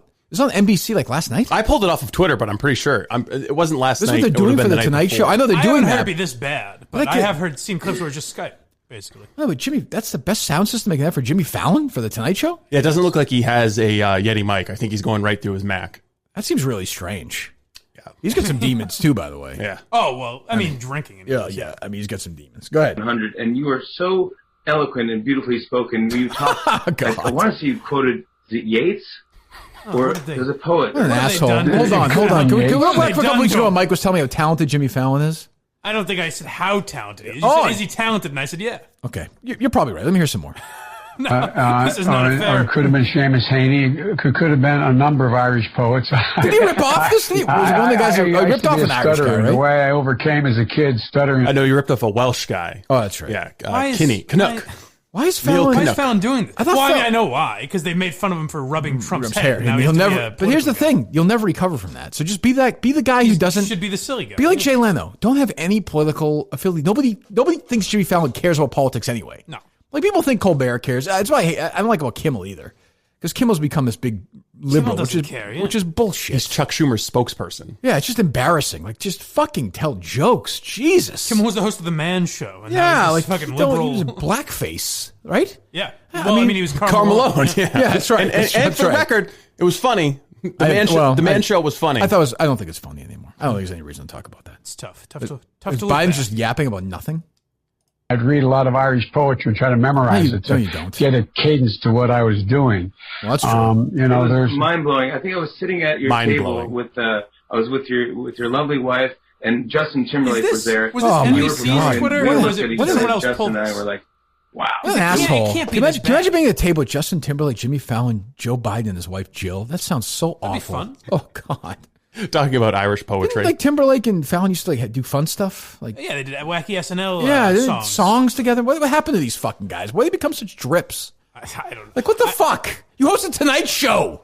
Well, Jimmy Fallon's in a weird spot where he feels like he has to, because all the late night shows. It's a bad move. Seth on his own network. Seth Meyers does it after him. Let him do it. And that's what gets ratings now, I guess, is the No, late night let him shows get ratings. talking politics. Tell that to Joe Rogan. Did Joe Rogan have Joe Biden on? I don't think so. But he would, Nobody though. would. Have a conversation with him. All the other candidates came to Joe Rogan and wanted the same time that Bernie got, and he was like, nah. That's a shit move, then. Yeah, I don't know why he would do that. He just doesn't want to talk Tulsi to him. and Yang on. I don't know why, but I mean, he should have Joe Biden on it if he doesn't like him and fucking embarrass him. Of course he should. Well, why is he? I mean, that is right there, like essentially a paid campaign spot. Yes. Now, keep in mind that it's a network that got Donald Trump elected. Yeah. Had him on SNL. Had a TV show for years that introduced him to Middle America. He's so dangerous, but they put him on TV for a decade. I mean, he's such a terrible guy. But I mean, they have. I mean, that is humiliating for Jimmy. Forget Biden's just an old moron. Especially consider he's like sitting in his living room doing this. He's like, I was at dinner with you and your lovely wife, and I was just blown away that you remembered a poem. I mean, I understand we're all amazed when Joe Biden can remember a sentence. I appreciate that. But do you play that sound again? He literally says that. The last time I believe I saw you on stage was at the Time 100. You were being honored as one of the Time 100, and you were so eloquent and beautifully spoken. You talked. I want to see you quoted Yeats. And this is also happening when the number one thing going on in the political Mike said discussion. this guy's one of the three best comedians who ever lived. I've never said that. Jesus. I don't even know if he Fallon, Florentine, and who was it? Oh my God. Jesus. Everyone is talking about how this guy, tour. I'd go see that show. Biden can't string a sentence together, and he starts out with, "You were just so eloquent." It's almost wonderful. like, you mean it's almost like somebody told him to say it? Yeah, it's almost like he's saying exactly the opposite of the truth. It's unbelievable. I think one of the reasons Rogan said he wouldn't have Biden on is because he says he feels bad. The same reason Rogan won't interview fighters after a fight. He says it's not fair to put them on camera. They're brain dead? Yeah, legitimately. Exactly. When he talks about Biden, it's elder abuse. That's true. He does say that about Biden. That's true. Do you want to hear the Chris Cuomo sound? Speaking of people who shouldn't be on camera. Okay. I do want to talk about Simply Safe for a second. A lot of uncertainty in the world. Feeling safe at home has never been more important. It's why I want to talk to you out there, the Minute fans, about Simply Safe home security. Running by a couple of houses this morning I saw, and the rain had Simply Safe. Oh my God, it was in the monsoon this morning. Longtime friends of the Kirk Minahan Show, and for good reason. They make it easy to finally get comprehensive protection for your home. No technician or salesperson that needs to come and disrupt your house. So if to pay outrageous monthly fees, just sign the 2-year contract. You order online, set yourself up in under an hour, and your home is protected 24/7 with emergency dispatch for break-ins, fire, and more. 50 cents a day. Do it. Just do it. If you don't have it by now, you're nuts. I mean, especially what's going on in the world. They're going to be looting soon enough. Get your Simply Safe. You don't have to worry about a single thing. It's like being in a castle. Absolutely fine. No issues. I have it. I love it. You go to simplysafe.com/Kirk right now. You get free shipping and a 60-day risk-free trial. Simplysafe.com/Kirk to make sure they know that the show sent you. From Simply Safe and everyone here, safety and good health. And by the way, safety and good health is guaranteed essentially with Simply Safe. You want to quarantine in there, Simply Safe it up. No one's breaking in. No one. No one. For 50 cents a day? Forget it. Do it. Go to simplysafe.com/Kirk right now. Simplysafe.com/KIRK. Protect yourself from all those unemployed women out there. That's true. I'd say if you run a liquor store in Massachusetts, you should get Simply Safe. Maroon. Let's put another group of businesses out. Let's just wipe out another field of fucking businesses. I mean, the Globe knows how to write them. Do we have that here, Steve? No, I could pull it up and print it off for you if you want. Yeah, if you would. We can do that in a minute. Play a prank call or two. Why not? We have a few? Yes, we do. So this is a prank call into a California radio station. Okay. Kirk in Lemon Grove. All righty, Kurt in Lemon Grove. Welcome to 97.3 The Fan. How are you today? I'm good, Coach. Hey, missing the baseball season. I actually used to be an editor for Upper Deck, living in L.A., and this type of year, this time of year, I always get excited for the season. Missing the games on the radio, even if I can't be in the audience. I love the games on the radio. But I was wondering if you knew anything about this Red Sox investigation. What's going on? What the status is that? I've heard some rumors that this guy who actually worked for the team, worked on the broadcast, Lou Merloni's involved. I don't know. You hear so many weird rumors about this sort of stuff. but I didn't know what your thoughts were on that. I think the team's getting a little ahead of their skis, but these calls don't go from best to worst, do they? I think they cheated a little bit? What do you mean best to worst? Well, this isn't the best one we have today. Oh, no. Okay, good. Yeah, it was all right. He started off strong. Lou Maloney's not a perfect reference. He also was kind of stumbling. He was okay. It was okay. Good try. What's next? They're not all going to be classics. More touchdowns, and he threw about 20 more interceptions. That's all. This is Baltimore. Hey, appreciate the time, man. Don't be a stranger. Thank you, baby. All Good right. luck to you, buddy. Thanks, man. That's Jonathan. Jonathan, who likes to bust my chops a lot. Let's does. try to get Those another two- those two go- those two go to war. Everybody, we have a guest coming up next. If people want to hold on, let's get to Kirk in Baltimore. Kirk, you're on the fan. Everyone using Kirk. Hey, man, just wanted to give a quick shout-out to a business that's struggling. It's the same guy? Two good ex-cafe workers could use a little help. That's and funny. maybe check out Big Steve's Bed and Breakfast. They both do carry-out. But where are they at? I was listening. Both are in Towson. Okay, give the names again. Thank you. The first one is Two Good Eggs Cafe. Okay. And the second one is Big Steve's Bed and Breakfast. Yeah, help them out, But guys. Actually, rivals, oddly enough. All right, man. I Rival was business. listening to that OJ audio, and I had heard that he was supposed to do an interview with Barstool Sports, but I guess Portnoy has coronavirus, so the whole thing got shut down. I didn't know if you had heard that, but that's pretty wild to me. I haven't heard any of that, and appreciate the phone call. About him doing like I actually. So that's one of the debates. If you had a chance to get OJ on, I'm not rattled by the news about Dave. It's one of the debates. Yeah, big debate. If you had the chance to have OJ on, would you have him on? Yeah, tough debate, idiot. No, some people say no. Why? They say because he's a murderer. So what? You ask him about it. I know, but some people think like, I would. It's the same like the people that lie about not having Trump on. I would never give him a platform. Well, that's what Dan Katz said. That's true. So he wouldn't have him on. Did he say that about OJ or Trump? No, Trump. I feel like he might have said that about OJ too. I can't remember. Really? Why? Didn't we ask him that? If we had OJ on, we had Malcolm LeVar. If OJ said, "Hey, I want to come on, I want to promote my whatever," I'd say, "Great," but I'd lie to him. I'd say, "We're not going to ask you," but then I would ask him. And then about you just it. do it. Of course. What do you? It's basically what Sacha Baron Cohen did. Yeah, it's not that. Imagine turning down a chance to ask OJ Simpson about the murders. No. I mean, that sounds crazy to me. It'd be a very bad career move. Yeah, I don't know. I mean, you could even find clever ways to do it, like the book he wrote, If I Did It. Right. It's like, if you did it. That's not that clever, but I know what you're saying. Yeah. Yes. So I'd have him on and just ask him about the Bills days. Fantasy sports? The Buffalo Guy loves days. fantasy sports. But then I think at the end, once we developed a rapport, I'd be like, OJ, give me a wink. Yeah, if you did it. Did you do it, OJ? Because I don't think you did. Come on, Juice. You and I both know you didn't. Do you remember when he first jumped on Twitter and somebody was harassing him about the murders and he DM'd him just knife emojis? Did he really? Was that real? I don't really remember. It was a story in the New York Post. He just DM'd some random person a bunch of stabby emojis. Oh, good. Jesus. There you go. At least he can laugh about it. Give me another prank call here. Yeah, it's been enough time. Any text? You want to go back to the phones? Let's go back to the phones. Jingle in Detroit, you're up next. 97 on the ticket. Doctor? Hey, boys, before we get to my moment, that guy that called in about the Home Depot, yeah, I mean, essential employee, I see. It's hard to find that Goldilocks zone of who's an essential employee, who's not. My Aunt Linda and my Aunt Becky actually working at this studio, and their boss is making them come in every day. It's tough to see. But like I kind of stole my thunder with the Ori one. That's the one I was waiting on hold to talk about. But, Bogey Wojo. You surely have another one right now. Oh, yeah, I got another one. But I just want to say, Bogey Wojo, it's good that you guys, I know Entercom's laying off a bunch of people right now, and to see you guys still make the cut is good. I know Boston just rolled out a new morning show with Captain Kirk, Mikey B, and Simply Steve, so kind of weird that they're starting new shows and getting rid of some old shows. So that would be strange. It's tough. It's tough times all the way around, no doubt about that. Appreciate the work. I mean, Captain Kirk, yeah. So who's your next guy? What are they doing? Some terrible list or something? That's the weird thing when you can't. Like, I almost respect the guys that ignore it more because then you're just moving on. These guys are like, what do we do? How do we react to this? That's very strange.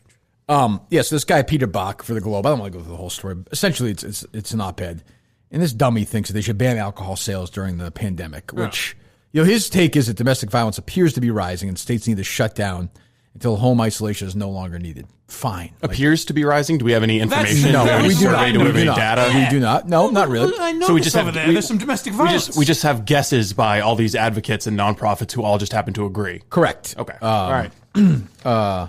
He gets to the whole thing, and so essentially what he's saying then is let's keep in mind, like if you're a legitimate alcoholic and they close these things down, these people go on withdrawals and they're going to be completely fucked up to start. And then where are they going to go? Hospitals and load those up?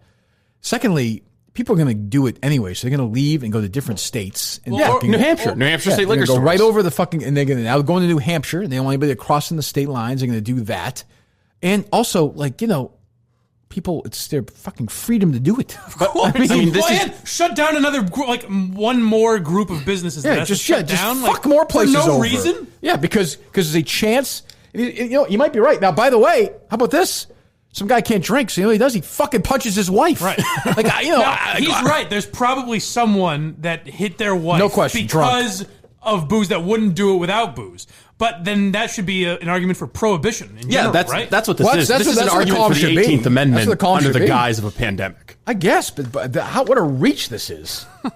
I like Dave Brown's tweet about bringing back bathtub gin. Yeah, no kidding. We got some spare rooms here. We could do some bootlegging and sell it to the Minifans. The other thing, too. How globe is this? Banning alcohol sales, even temporarily, will come at some cost. Liquor stores will close. Many who enjoy a glass of wine at dinner will have to forego that pleasure for a few weeks or months. I can give up my occasionally quarantini with a twist. Fuck you. Fuck. And we can all give up. Isn't he from New York also? And we can all give up, he's at Sloan Kettering. And we can all give up the alcohol during our Zoom happy hours. Yeah. That's cute. You dick. I mean, it's not a globe. Not really a happy hour. Globe ass. But it's also, he kind of just brushes over the idea that someone that has wine with dinner, like, just take away that little. You're taking away one more freedom that people have. They're already locked in their house. Well, it's perfectly legal, so why don't we take away their spaghetti, too, that they're having with the wine, or their bread? Yeah. Like, what else? Or honestly, I mean, you don't need video games, right? Well, I mean, I would think that people get upset watching TV. Yeah. I don't know. Video games promote violence. Some movies promote violence. Let's get rid of gambling. Yeah. Let's get rid of everything that can promote something. You're right. That's what I thought, too. I was like, this guy just wants prohibition. Why don't we just call him and says there should be prohibition? I respect that more. Why don't we just make domestic violence illegal? They should do that. They may have thought about it, but this is not the time for anything like that. I mean, and by the way, that's the thing. So I read, I'm like, okay, maybe there's somewhere where, there's been a spike of domestic violence arrests over the last 2 weeks, 196% or something. Well, no, it just appears. Yeah, it just appears to be. Who was the editor for these things? I mean, it wasn't Shirley anymore. Like, who is I'm fine with them running a op-ed saying you should ban alcohol sales, but not under the guise of a pandemic with no data, no information. If we get like 3 months into this thing and there's some authoritative study that comes out that shows that there's been a spike in this kind of stuff, okay, it might be a legitimate piece of the conversation. I still disagree with it, but there's no information, there's no data. So the Fresno Sheriff's Department filed 77, this is from the guy's column, op-ed, 77% more domestic violence reports 2 weeks ago than 3 weeks ago. Seattle, 614 calls in the last 2 weeks, 22% more than the average rate. Domestic violence prevention organizations in Boston warn of an increase in cases. I'm just going to say it. I have a feeling the big reason why these are up a lot is because there's a pandemic and people are stuck in their homes, whether they're drinking or not. It's like, is there more reporting of incidences going on or more incidences? Well, not only that, like this guy doesn't give a single example of it being alcohol, not one being alcohol fueled. Not one. Now, Mike's right. I'm sure there are. Just as I'm sure there were 3 months ago and 9 months ago. Yes, there are just men that will drink and beat up, hit their wife. They're assholes. I mean, great. But it's and those guys should go to jail. I'm with you. Yeah. But now, I do notice when I go on my walks that it just feels like an atmosphere where there's more domestic violence. I've felt it. Appears to be that way? Yeah. I mean, everyone's tense. I mean, you're right. It seemed like this guy wanted to write this forever and now has a quasi reason to do it. Just jams it in. The Globe is happy to do it. Why is he writing it in the Globe? Why isn't he writing it for New York City? It's a good question. It's way more. Yeah. I mean, it's like he lives in New York. He works in New York. He's probably friends with some douchebag at the Globe, right? Wouldn't you say?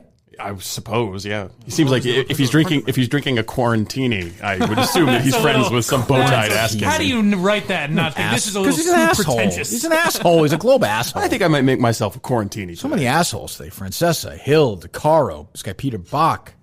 Fucking Field, Jesus. And I don't know exactly what Peter Buck does if he's on the front lines, like treating people with COVID-19. But if he is, I'm glad he took time. Yes, he is. He's an epidemiologist. What, 1,000 words on. I'm glad he took his time to not be focusing on the pandemic to write this article. That's such a Globe sentence. I can give up my occasionally quarantini with a twist. Imagine if that's the guy that takes away alcohol from you. No shit.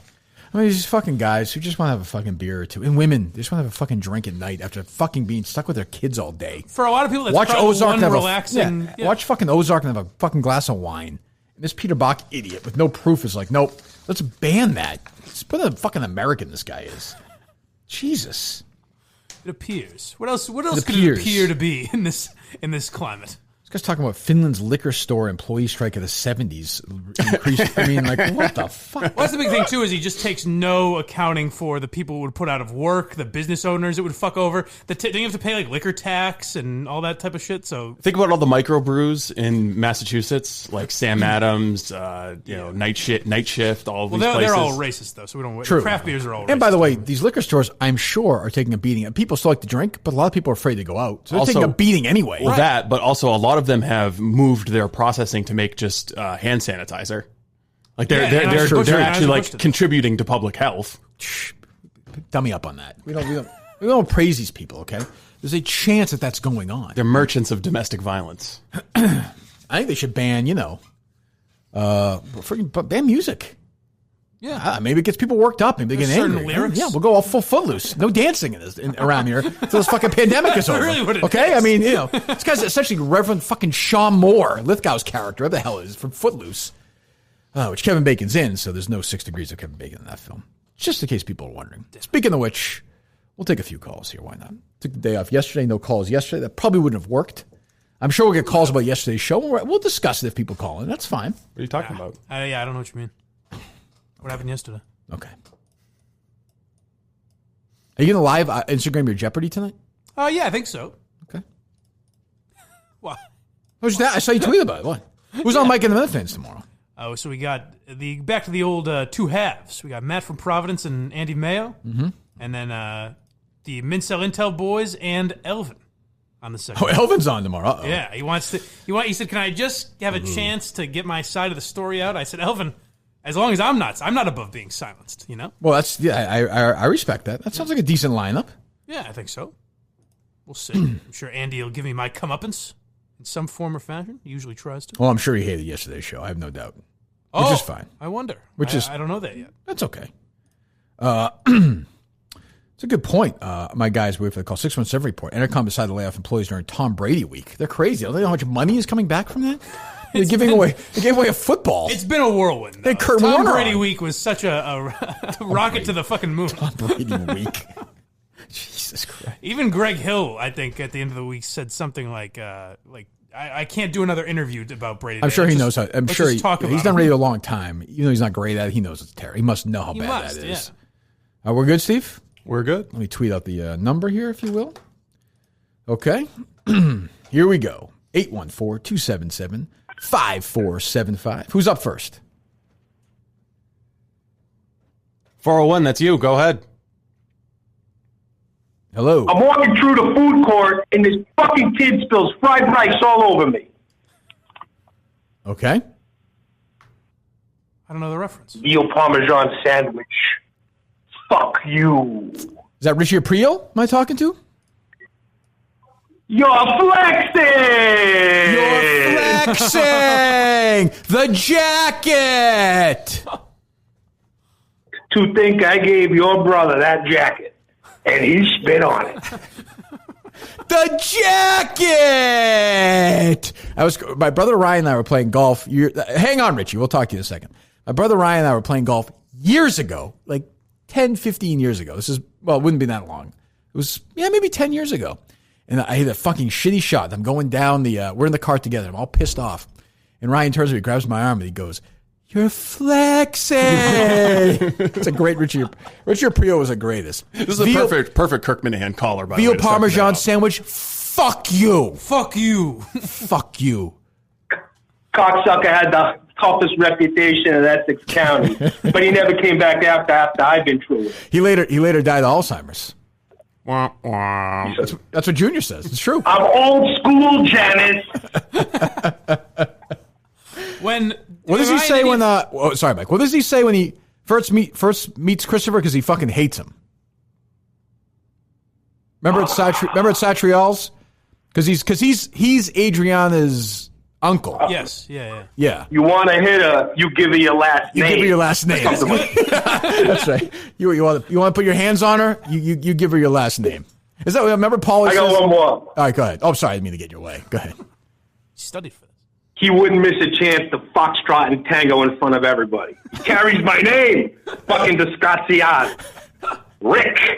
Richard. How many times I got to tell you it was little Ricky when he was 12 years old? What are you doing here, Davey? I love The Sopranos as much as you, Kirk, and I think I could go 12 rounds with you on it if you gave me the shot. But Davey, what are you doing at this fucking poker game? What are you doing here? What the fuck are you doing here? What the Johnny fuck? Sack! They must have had free tokens at the tunnel. I gotta watch these. All right, we'll two talk again. to Some you. of these lines I don't See you know. later, buddy. What a great call. I think Janice shooting Richie was the most shocked I was in the series. What? What are you gonna do? Shoot me? Fuck you gonna do? That was the gun they used during fucking sex. sauce. That was the gun they used during sex. That was a good moment. Junior got his hand stuck in the fucking thing for 6 hours. You're flexing. Season 2 might have been my favorite season. My favorite season of any How many television show paisans ever. does it take to screw in a light bulb? How many paisans does it take? Well, maybe Mike would be better to answer this question. How many paisans? Fuck. I don't know. How many? Ralph Cifaretto, season 3. What's the answer? Oh, I forget what Oh, he come actually on. What the fucking tease. Jesus Christ. I'm calling for advice anyway. I'm calling for advice. Hold on. I was thinking of a great. I was thinking of a. One. One second. I'll give you advice in a second, or whoever you want to get the advice from. When Paulie sniffs Adriana's panties, remember that when he goes in there, he says to he's like Tony's like, did you sniff her panties? And Paulie says, listen, once he gets married, anything that touches her pussy is his. I forget what the actual line is. Somebody will tweet it at me, but yeah. I was Funhouse was tweeting. Maybe he'll just do that now, tweeting out old He Sopranos. has a great Sopranos clip every day. Yeah. Go. What advice would you like? How about when they chase the Russian? He says, "T, the guy attacked us." He smashes the fucking universal remote on him. That's good. He's like, he's a Russian, and he says he's a member of the interior decorator or whatever. He's part of the. Yeah. His house looked like shit. You hear what I said, T? Yeah. Such a terrible house for early 2000s. Ugly style. What do you got? All right, so I know you're a father of a daughter, Kirk. I am. just found out that I'm going to be having twin girls. Oh, And, congratulations. I actually met you at the vigil, and you blessed my son Ryan, and you actually you gave. I don't know if you remember or not, but you gave your blessing to him and everything. And good. Ever since then, the kid's a fucking genius. Oh yeah, So what obviously. Can I say? Well, I gave him, So I gave him I'm the calling for advice on girls. special touch. What do you got for me? One of the babies going to be born. End of July, beginning of August. God, can you imagine? So your wife's pregnant now. So she's going through the whole thing during this whole and saying, you're in Massachusetts? Rhode Island, but Rhode yeah, Island. basically So quarantine, she and yeah. my son have been locked in the house for about 3 weeks now. Jesus. No family visits, nothing. I mean, I wish I had great advice. Having twins is just, I can't even imagine. I mean, it's, the only thing I would say is you try and treat kids, you have a son, you try and treat kids like they're not kids. You try and have actual conversations with them. You try and treat them as they get older as well. Respect what they're saying. Actually try and listen to what they're saying as opposed to just kind of running over them. Because the more and more you lecture them, they're just going to fucking tune you out. I'm not saying be friends with them, but I at couldn't least agree more. Well, you call me for advice. I don't give a shit whether you agree or not. Who cares about I'm not asking for your advice, I am look I? up to you a lot. I All right. appreciate everything that you've done for our community, man. Oh, Really. I apologize. I didn't mean to be cruel. I did fly a plane back with a lot of masks, but I don't want any credit for that. But yeah, I mean, especially All right, with girls. One last thing. Oh, well, fine. I actually something profound. Enough. You've said what do you want? What do you want? Last piece of question. What would you say was the most obscure thing that you ever did with Dino? I mean, the Halloween strippers had to be the top most obscure thing. They must be dead. They couldn't have survived the COVID. They must have had COVID-19, those strippers. Most obscure? I mean, that wasn't very obscure, though. I mean, that was on TV. That was actually the first episode that I ever watched, and that's how I got. Well, it was the last episode that was ever on. Right? Yeah. And it was the last one we did. It was my 40th birthday, October 31st, 2014. I should check in with Dino. Dino is in the age right now where he's going to be careful. I hope he's doing all right. He's down in Florida, Dude, I think. With his respiratory system and his problems with drinking, he probably has a high risk of getting the shit. No question. I'll check in. I'll check in with him at some point. Well, thanks for the call. September 14th, 2006, 16, Bruce Springsteen, Gillette Stadium. I was there. I believe I saw you there. I was there. That was a great show. Great show. That was I was right. I was a fan at the point, but I knew the rules. You know, when you see the man in public, you leave him the fuck alone. I had great seats that night. Oh, those were good seats. Yes, thank you. Thank you very much. Beautiful night for a show. I've just been following you around your entire life. Evidently, Jesus. Do you remember blessing his son? That's true. It was very nice of you. Gave him another little flick. One of those. And look at him now. Yeah, he's just a genius. You wiped a booger on him. I did. Good morning. Good morning. Good morning, guys. Want to stick with the Soprano talk. Oh, boy. Real quick, my favorite Richie Aprile line is Tony says, I thought you backed the fuck off Beansy. Beansy, I did. And then I ran him over and goes. What did he say? Tony says to him, I thought I told you Beansy, to back the fuck off Beansy. And then Richie says, I did. Then I put it in drive. I'll tell you one thing about Richie. Richie came out of prison, man. He had no fucking desire to kiss up to Tony. None. Fucking zero. No, they gave him any respect at all. It was weird when I watched that because it was after I saw him as like the father-in-law on Everybody Loves Raymond or something. Oh, he was? Yeah. I didn't know that. Oh, really? The actor? Yeah. He was on The West Wing. That first season, he played a priest. And that was before he was on The Sopranos. He was really good in it. He had like a nice scene. And then I saw him. I was like, he's not going to play a bad. He's a fucking badass. I remember when Matthew Bevilacqua, was that his name? Bevilacqua, yeah. When he goes, he's like, yeah, we did this for you. He's like, for what? The fuck? He throws like a fucking ball. He throws like fucking Momo? Yeah. What do you got? So just want to say Dale Arnold needs to take some cues from Tony Blundetto. He also has a high IQ. Never said anything. That's true. And then just want to know, what is your favorite storyline and least favorite storyline in The Sopranos? And am I an asshole for hating the New Hampshire veto? I love God. I love the veto thing. I like that. That was such a great. One of the great moments in history is that scene where Finn the dentist sits there with those guys. He brings them in, and he's terrified. He sits there and tells them a story. Then he says that Vito is blowing the. He says Vito's blowing the security guard, and they all freak out. No, you don't understand. And then Paul, he's like, I'm not going to get in trouble. Paul's like, you have to worry about him no more. And Finn's like, what are you going to do? And Chris was like, oh, nothing. Probably just get him some therapy. That might be like, so a lot of people hated that when it came out, right? Oh, people hated reviled, that. Yeah. But I think it's good. Like that might be how far we've come as a country. But like that, I think that was because I only saw it after, like I think after gay marriage was passed, so we'd come a long way. Yes. But like I looked at it as like, oh wow, that's cool to see how the mafia would handle like a gay member. Right. I mean, that's all it was he was gay. Yeah. He wasn't stealing money. He wasn't embezzling. He wasn't doing anything. He didn't kill a maid guy or something. What he wants to do with this prick. He was just gay, and he wound up, what's his face? Frank Vincent wound up killing him. The other one a lot of people hate was Carmela and Furio. Yeah, I didn't really like that. Oh, Furio. Yeah, Furio's coming over. Yeah, I didn't really like that. I hated the storyline. I wasn't too into Carmela. I'm not going to lie to you. She was fine, but like when they got home, I was not. I wound up liking the other stuff more. She served a purpose, but I'd rather be out of the house. And Edie Falco's great. What's that, Steve? I didn't like it when Tony took his daughter up to Maine to look at schools. Oh, season 1? Because there's like a brief mention of Bowdoin College. Yeah, they mention it. And they'll hit you over the head with it a million bajillion times. Where, Bowdoin? Oh, yeah, all over their Twitter account. That they tweet about it. But it's like you would think that the entire episode was filmed on the campus, but it's not. It's like there's just one mention of the college. Yeah, that's early season 1, too. Yeah. All right, go ahead. Take some more calls here. They loaded up to go, Steve? They are. Loaded for bear. Let's go. I didn't expect to do all Sopranos calls, but what are you going to do? You never know which way it's going to go here. I have a conspiracy regarding Steve Robinson. I'm open to hearing it. I don't think Ben Robinson exists. Wow. This hasn't been done in a while. Does anybody? Go to Madawaska, he's saying that, Ben's going to be there, and then we show up, he's not there, and Steve's all nonchalant about it. Steve, how do you address these claims? It's a good conspiracy. It's a good conspiracy theory. I'd explore that one, caller. Yeah. You think there's something to that? Sounds like he doesn't want you to explore.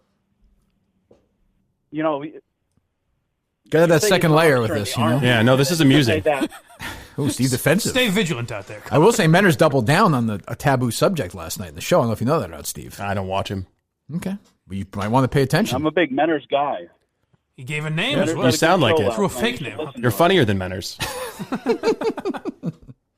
Well, Menner's tried to go along with the theme of the day yesterday. I don't think it really clicked, the parts I listened to. Well, he tried to steal your bit again? It's strange, I know. He also kind of tried to steal mine. Which one's that? Where he's just like talking, when Medium Poppy called, it's something I do poorly. Like I wish I didn't do it so badly. But like sometimes when I'm confronted by a caller, I'll just be like, fuck you, talk over him. Right. Menners did it, but he just went, no. It didn't really work. And Justin has taken no shrapnel for his pathetic performance the other night. None. Oh, he told me he seemed to have learned his lesson. He told me that Menners instructed him to dump any call. That doesn't. But that doesn't. For his perspective, he's like, okay, he's the host, I'm the producer. No. But that doesn't defend the world. The statement. The world we're living in. That's I understand. Defend the statement. There's only one host of any show. Me. I don't fucking care about Menners or the fucking women or the fucking stupid Andy Mayo. That doesn't matter to me. Right. What the fuck are we doing here? Jesus. Yeah, the statement I can't defend. No, the statement's indefensible. Go ahead. Who's up? But he was a good boy last night. He's a fucking piece of shit. Hey, guys. Who's this? I like Justin. Who's up? Who am I talking to? My name's Joey. Hello, Joey. Hi. I've got a few gripes and annoyances about Steve I'd like to go over. The floor is yours.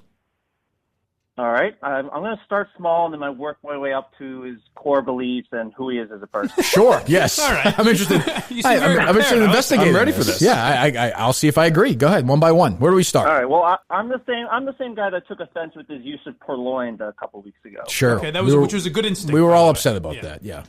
Yes.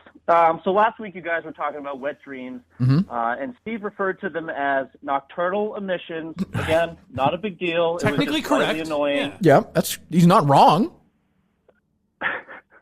Did you have to look that one up? Steve, I know your big words. You impress your Bowdoin debate team, but the real world, you just come off as a tool when you talk like that. I'm sorry you can't understand him. And using big words Smug is not Steve going to make your dick bigger. All right. Ooh, that's a good one. Your current size. Did you write that one, or did you just come up with it on the fly? He's an improv guy. You've worked some good improv guys recently. This guy is good. He knows how to hang the dick joke. No one would have come up with that. What he's saying is you have a small penis. So original. You're compensating for. I don't think we made that joke yesterday on the show. True or false? True. Right, very true. Is that true? No, micro penis. You're tall. Oh, micro penis. Oh, stop! How dare you say that? You show me your penis many times. Go ahead. No, Steve's got a great dick, I'm sure. Okay, continue. Hopefully this gets all a right. little more. So we're living in the golden age of porn, right? And masturbation. We got 4K videos. We Yep. got VR headsets. Yep. And yet Steve can look at a picture of boobs, and all the blood in his body will rush to his penis. But I don't think that's a criticism. I'm going to That's almost disagree. a nice. I wish I could do that. That's quaint in a way. But again, what Joey? What do you masturbate to? Are you saying you don't believe it? What scene do you masturbate to? I guess it's just confusing. But so what? I don't see. I think it's confusing world. Mike said last week on Mike and Evans, those danger scenes, Yeah.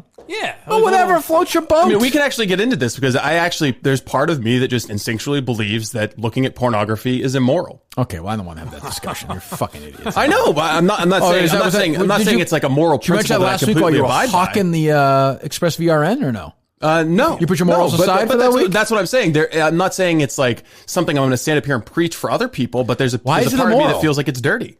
Why don't you tell Brandy that? Because again, I'm not trying to evangelize this belief. I don't care if people look at what's pornography. immoral about it? It's just a feeling that I have that ain't right. And there's also evidence that it rewires your brain and shit. You can just do the real thing.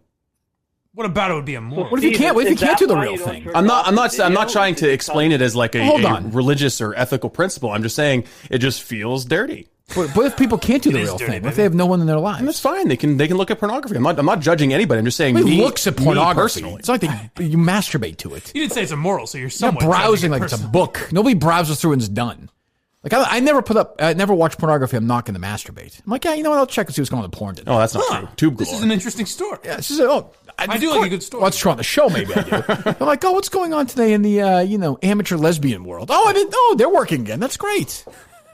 You can't say you don't judge it if you think it's immoral, though. But just for me personally, it feels gross for me personally. Okay, that's different. And scroller's like a little a halfway. No, it's not. That's pornography.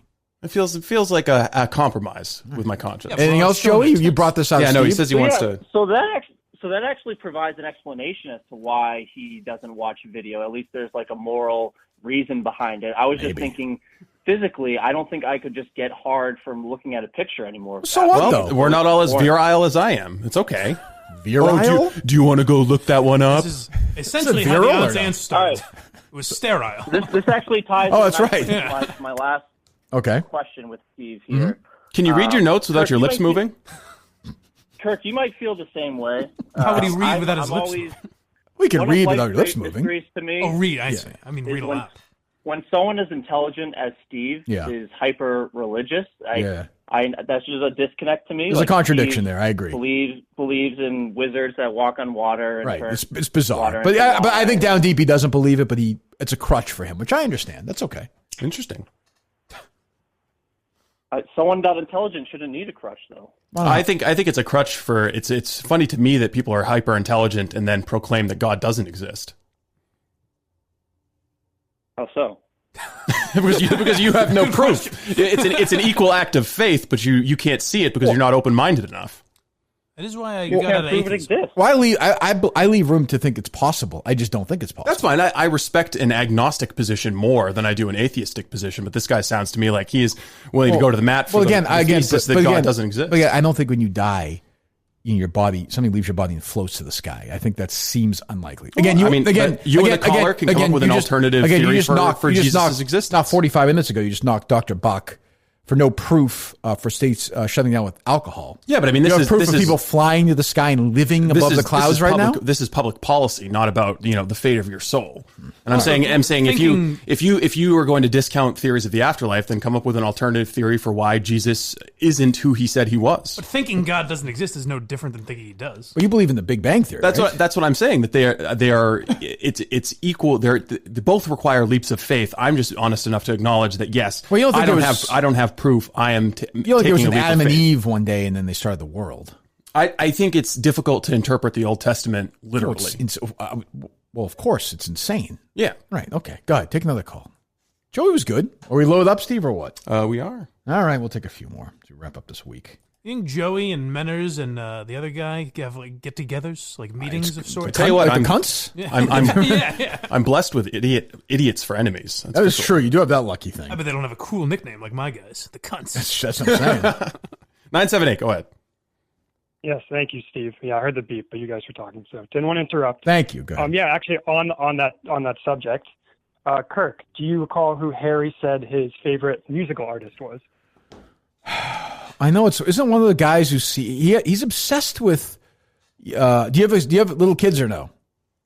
Actually, yep. I have a 15-month-old that I'm trying to occupy right now. Okay. So Harry's obsessed with these things called Beyblades. You know what they are? Oh yeah, they had those when I was a kid. You do? Yeah. Oh, you said that's. I was talking about bands though.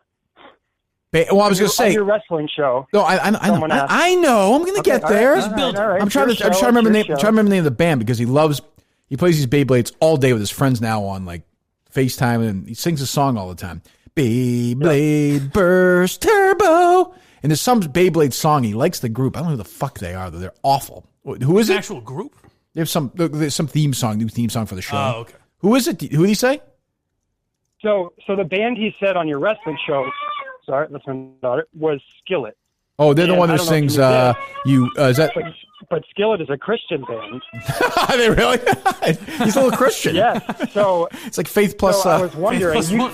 You said that your mom. 1 second. You're the voice around for a hero. Says you raised in the band and join the fight. It's our time. Let's go. I see why I like this. Beyblade burst collide. Stand your ground. It's a new generation. Sticks are eye. Only legends will survive. It's a banger. Dragon Blade in the battle. Beyblade burst turbo. Gonna make the victory. Now in overdrive. Beyblade burst turbo. I got the energy. Well produced to survive. It kind of slows down at one point, I think, too, right? Beyblade burst. Here we go. It comes down to a final moment. I feel the stadium in motion. Let them know who I imagine it's not this long of a show. Oh, it is. Beyblade burst. Oh, no, they do short version. It's a new competition. A champion sticks to the mission. Keep on raising the bar. Beyblade burst turbo.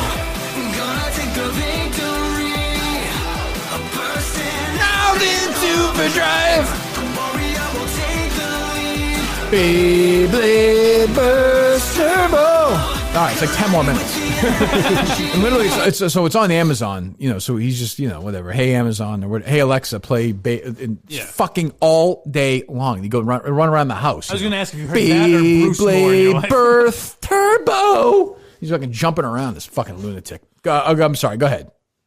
Yeah, well, I don't know about the personal salvation of the Beyblade singers, but Skillet is a Christian band, so I was just wondering if you were going to yell at Harry for listening to Jesus music, just like your mom yelled at you for Van Halen? For Quiet Riot? Yep. That's a good question. I didn't understand when I was little. I remember asking my mom why Come On Feel the Noise was spelled C-U-M, like Quiet Riot, and she did not answer me. Maybe I'll have to have a conversation with Harry about Skillet. But they sing something else. I don't know. It's You Will Remember Me. Is that one? In Victory? I don't know. Was that them? Is that them or no? I think so. That's probably not them. Right? It's probably guessing Imagine it's like Dragons or something. Yeah. Another group they love. Fucking terrible. All right, thank you for depressing me. Who else? What do we got? Seems like you like it more than you're letting up. I like that Beyblade song. Yeah. It's a grabber. That show is. It's a tremendous show. The people have Beyblade. There's an art to it, actually. They really make it look exciting when there's just these little things. It's all it is. It's just tops. It's like different characters, and they just run around and spin. They challenge each other in like different parts of the world. Yeah. Tops peaked in like 1919, and now they're coming back again. It's unbelievable. They play it all day, and I got a new bay, I got a new burst, I have a new fucking stadium, and you're like, what the hell? Yeah, that was my little brother. It might have been just after, like when I was a young kid. That's when it broke out. Yeah, because I didn't know about it. All right, go ahead. 860, you're up. Hey, I wanted to talk to you guys about vices during coronavirus. Okay. So everyone is talking about drinking at any time of the day, and not anymore. I know that everybody on my street is smoking weed. Right. And I'm really struggling because I can't go to Dave & Buster's 4 times a week, so that sucks. You go to Dave & Buster's 4 times a week? Yeah, No, I don't know. You said, I don't know. But it's like kind of like gambling. The winning sometimes. Do you go 4 days a week to play video games or to eat the food? Or, I don't understand. It's just the environment, I don't know. The atmosphere, everything going on. The atmosphere? Is it that electric at Dave & Buster's? I've been there. It's not that exciting. It's popping. 4 days a week? Yeah, it's kind of an addiction. I don't know. I don't know. We're trying to get that Dave & Buster's ad coming. I love Dave & Buster's. I mean, don't get me wrong. It's great. You go 7 times. That's what we're outraged by. You're not there all day? I mean, it should be open right now. It'd be great. Sometimes you're going after work. You gotta hide from everybody else. No one bothers doing it. So your vices is you don't get to go to Dave & Buster's 16 times a month or maybe 20 times a month. I got you. At least. Think of all the money you're saving. That's true. Oh my God, I paid my credit card bill the other day. It's the lowest it's ever been in my life. Right? Yeah, ever spending anything on nothing ever. Go ahead. Well, I mean, are there going to be any silver linings coming out of this? Because maybe do you think drug dealers are still selling dope on the corner? I haven't polled them. Will coronavirus rid the world I don't understand. Hard drug users? I don't think so. I don't think that's going to happen. I would imagine there's still. I'm sure there might be taking a hit right now. I think if one business is thriving, I would imagine it would be drugs. Yes, but maybe the hard drugs. I don't know. Like the heroin traffickers turned into Charlie Baker's press conference when he announced that stay home advisory, and they're like, oh well, I guess we're out of business now. I have to think prostitution is down. It just has to be. I would think so. Yeah. Has to be. Well, even like party drugs, I'd imagine like coke and ecstasy and that. It's got to be down. Just the ability to get it. What would you do it for? Yeah, the ability to go get it, I think, would be lessened somewhat. Yeah. But vices, I don't know. You know what? I think this is a good investigative assignment for Mike over the weekend. I would see agree. if he could go score some heroin. Yeah, get some coke, get some heroin. That's fine. Someone suggested, which I might do, but I don't think I'd be able to do, is that I do the McDonald's challenge. Oh God, that looks tough. so disgusting. Yeah, I won't be able to do it. 40 nuggets, 2 large fries, 4 large Cokes. Right. How many burgers is it? A couple Whoppers, I think. No, it wouldn't be Whoppers. Big Macs, Big Macs, rather. In a certain amount of time, right? 90 minutes. 90 minutes. Yeah. See, I'm not a big eater like that. Like those all individually, like a Big Mac. I love McDonald's. The nuggets, fries, and Cokes, I can do. See, you know what's funny about burgers, that? I don't know if I can. You know what's funny about that is that feels more like a Big Steve challenge because he's got the fast food thing. It does. I wasn't going to say it because I know you guys will make it. Why don't you do Face Off? We can do that. Can I do Diet Cokes? Big Mac first Coke. I'll allow it because I prefer Diet Cokes as well. Sure. Yes. Okay. Yes. All right. Sunday, you want it? Huh? I've already got a KMS assignment on Sunday. Ooh. Saturday? I could do it Saturday. I'm worried about doing it vomiting on Mike and the Minifans. Yeah, but I could do it Saturday. Are you in, Steve? Actually, today would be better for me. Do it today. Well, Yeah, because I'm driving past. Oddly enough, I don't have a McDonald's close to me. You can't go closest McDonald's probably, is right? You can't go 5 miles outside your way? Yeah, no, I could. Are you in, I Mike? can go to McDonald's. I'll do it today. So Instagram Live that or no? How are you going to do it? Yeah. I think the best thing would probably be to put it on StreamYard and then push it out on Periscope so we can do side-by-sides. Okay. So you accept the challenge. I predict this is where Steve's like not being a human helps him out, I think. Like I think he's just going to plow right through Just it. ingest, yeah. What's the I mean, can you... If you could go to McDonald's right now and like, could you eat 3 hamburgers like Big Macs? My go-to order is a double quarter pounder with cheese, right? 2 just regular cheeseburgers, French fries, a Diet Coke, and a 4-piece McNugget. Maybe an 8-piece McNugget. You'll do better than me. Do you have the cherry pie or no? No, don't go for the cherry pie. I think the sugar is a little unhealthy. Sure, I understand. Do we know that's exactly That's what the the one McDonald's thing that's a challenge little is? unhealthy in this. I've been trying. I've been thinking that I was going to gain weight during the pandemic just because you're like eating more. Like I've been eating more ice cream since this started than I have in the last year. I've gained like a pound. Really? Whoa. Crazy numbers we're talking. You. Yeah, I have not. I'm actually running more. Oh, it's weird. All right. The nuggets, fries, and soda I'll be able to do. Big Macs I'll have a tough time with. So what is it again? Oh, God. Dan Kennedy agrees with us. He thinks it's a terrible idea. Not sure what this is going on. Are we this wrong? is doing in Globe Opinion. You know what? I mean, this domestic violence is a serious thing. We bringing us all together. We should really take a look at this. Maybe Dan Kennedy's actually just like, don't take away my booze. That's probably true. Maybe. It's probably true. All right, take a few more. Are they still lined up, Steve? Yes. All right, well, we'll take a few. We'll take them. It's Friday. We didn't take any yesterday. Fun for Open Line Friday. Hello. Kirk, this is Joe Castiglione Oh, calling the you play-by-play from of your local Boston Red Sox. song, Hello, Joe. Reminding you to clap your hands today at 7 p.m. Okay. for our local hospital workers. Just like J.D. Martinez hit a dinger. That's for the Buckeyes! Thank you, Joe. Good to talk to you. I mean, it's Joe sounds exciting. a little different. Joe sounds down in this. When JD Martinez is a home run, man, I go fucking crazy. We all do. Every We're single whooping time. just like that tonight. Whooping and hollering. I'm seeing mixed things on what the McDonald's challenge is. Some are saying it's 4 Big Macs, 4 large fries, 4 large milkshakes. Oh, see, I haven't seen that one. You can't do that. Can I you, couldn't Steve? do that. The milkshakes would be tough. That's 4 large milkshakes. Oh, I'd be You shitting could do. all over. That's almost 6,000 You could do the calories. 4 Big Macs and the 4. Yeah, I think I could do 4 Big Macs and 4 large fries. Yeah. I certainly couldn't. I know. Do we just want to set like what the Kirk Minahan show McDonald's challenge is? Well, I mean, gonna I be? think what Mike laid out is pretty fair. Now, what is it? What was it? I again? think it was 2 Big Macs, Right. 40 nuggets. See, I would How prefer many to- fries? 2 large. Okay. I'd rather do like 4 Cokes. like 6 cheeseburgers rather than Big Macs. I don't really like. I'm not a huge fan of the Big Macs. I'll do that with you. Okay, that's fine. I'll switch So that with 6 you. I'm with you. cheeseburgers, you're saying? Yeah.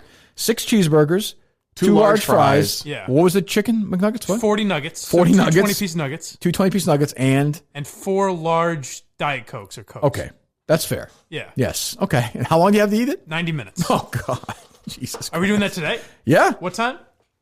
Well, because you're going to want to eat it hot, right? Oh, that's going to be essential for this. Definitely. So we're not going to like if I go get McDonald's and then go home, people are still going to be listening to this show, not paying attention to Right. the Big Mac challenge. Yeah. So I'm maybe thinking tonight. maybe Saturday would be better. See, I like Saturday. We'll work it out. We'll work Do it it out. Saturday. off All air. right, all right. We'll work it I'm out. liking off air. Saturday. All right. Go ahead. Takes a few more calls. Very exciting. You get to see a live vomiting on Mike in the Minute Could tomorrow happen. night. Oh, I'm actually excited for this. sounds so disgusting. Now that we've fucking changed it to McDonald's. cheeseburgers, I'm 100. I think I could beat him now.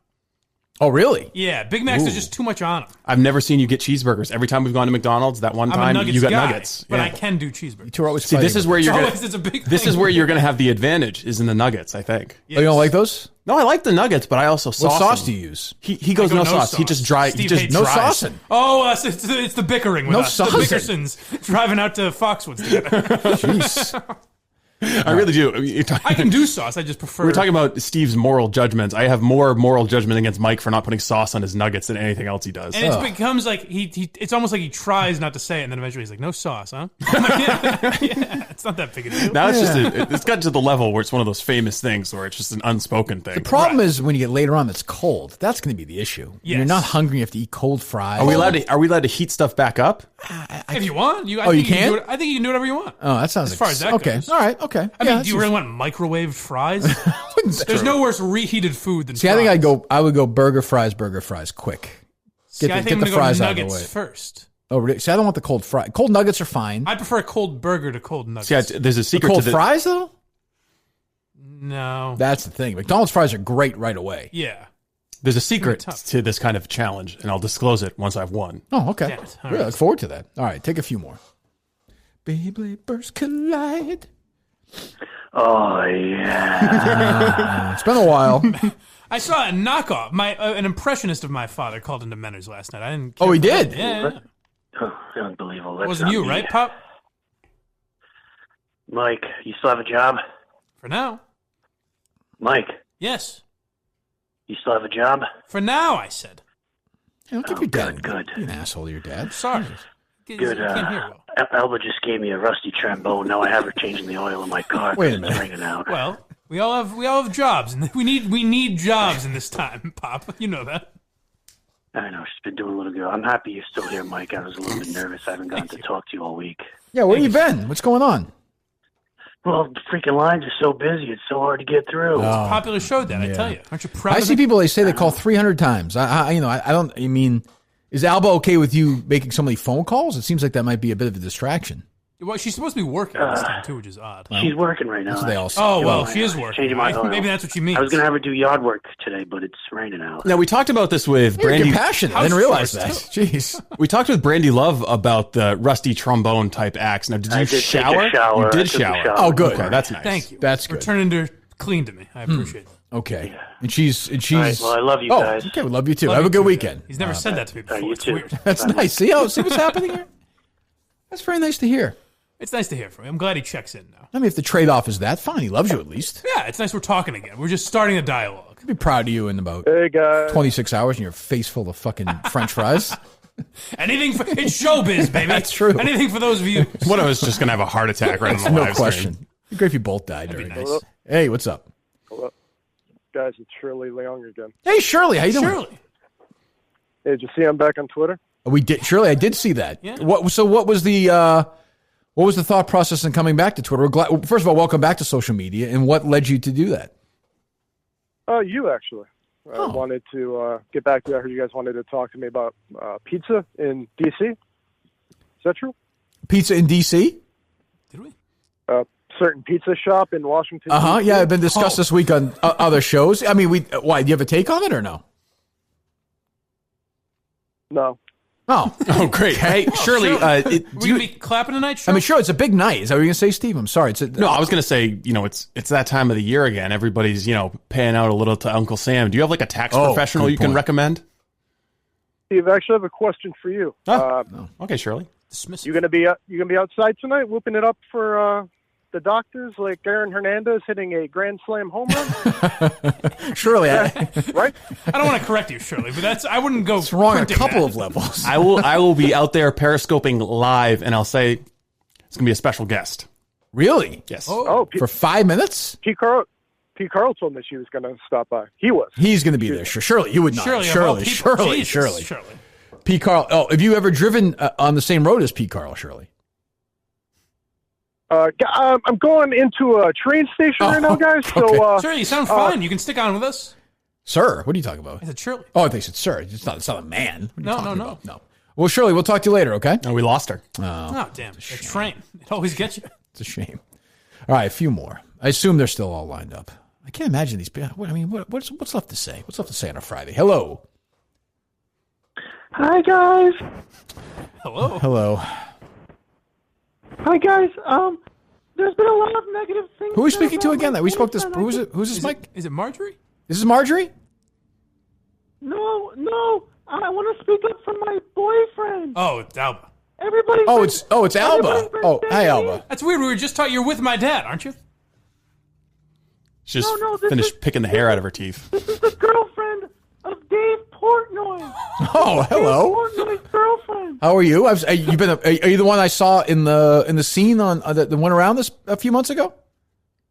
Yes, you may remember seeing the back of my head. I do. How are you? Good. So a lot of Minifans have been saying negative things about Davey Mouse, Mhm. and I just want to say he's a really great guy. He is. He's a really nice guy. He is. There's more to him besides besides money and pizza. I swear. I don't think there is, but okay. Yes. Do you have any questions for Mike? Mike, I just want you to know, he's a really well-rounded guy. He's really well balanced in life. Did you see how good he was balancing me in that Jeff Bagwell stand? I'm not sure what video you're talking about. I don't know if I've seen it. You've not seen the video? No, I've not. Okay. I don't know what he means. All right. Jeff Bagwell. He means. I'm sorry. What's Jeff Bagwell? Yeah, I don't know the reference. They say he was Jeff Bagwelling my beaver, but we were. Well, I don't think. I don't know where that comes I from. didn't see anybody saying that, but okay, that's ridiculous.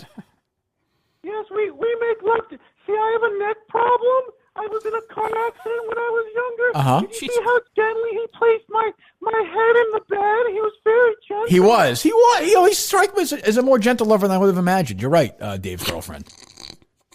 He's very caring and compassionate. He's really a well-rounded guy. We've heard that from you a few times. You said that. Yes. How tall is he, Dave's girlfriend? He's a 4'9". Yeah. Okay. It stands. This checks out. This might actually be her. I don't remember that.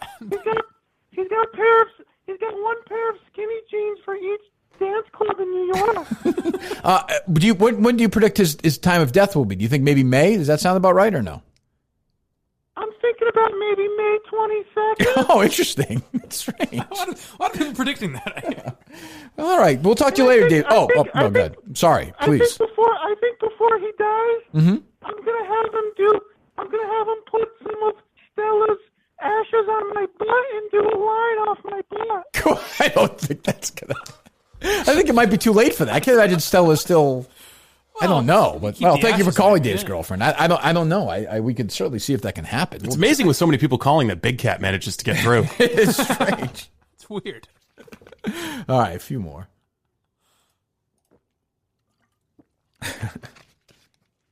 Hey, Kirk. Hello. All aboard. Is this John Stewart? Correct. How you doing? What's up, buddy? What's going on, Johnny? What do you got, buddy? Okay, so We Are the World. Al Jarreau had died. You had talked about it very recently. Died. I know. I didn't mention it when you mentioned the death. Yeah, he died. What I forgot was I thought Harry Belafonte was dead. He's not. Still alive. And then there's a bunch of background type singers. Yeah, I'm not counting them. I was thinking. Okay, I was thinking of the who? Waylon Jennings. Who else? At least one of the Pointer Sisters. Yep, that's true. Anybody else? That I didn't want to do like a wiki thing. I just was trying to go from my own brain. Okay. Well, I could still do it from your own brain, but all right. What else? He's been calling since you said that, by the way. What else you got, John? You know the McLean ad? Which, with Chris Curtis? Yeah. People have been asking me about that lately. Yeah, I saw it.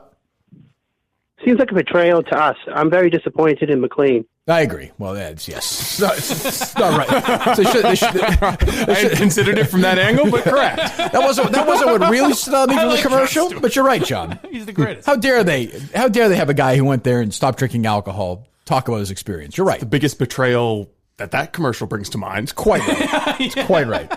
You're right, John. Chris, to pick an enemy of the show to feature in an ad just didn't feel right to me. Yeah, I got you. Anything else, buddy? Nope. I just hope everybody has a great weekend, stay safe, and looking forward to hearing today's show. All right, good.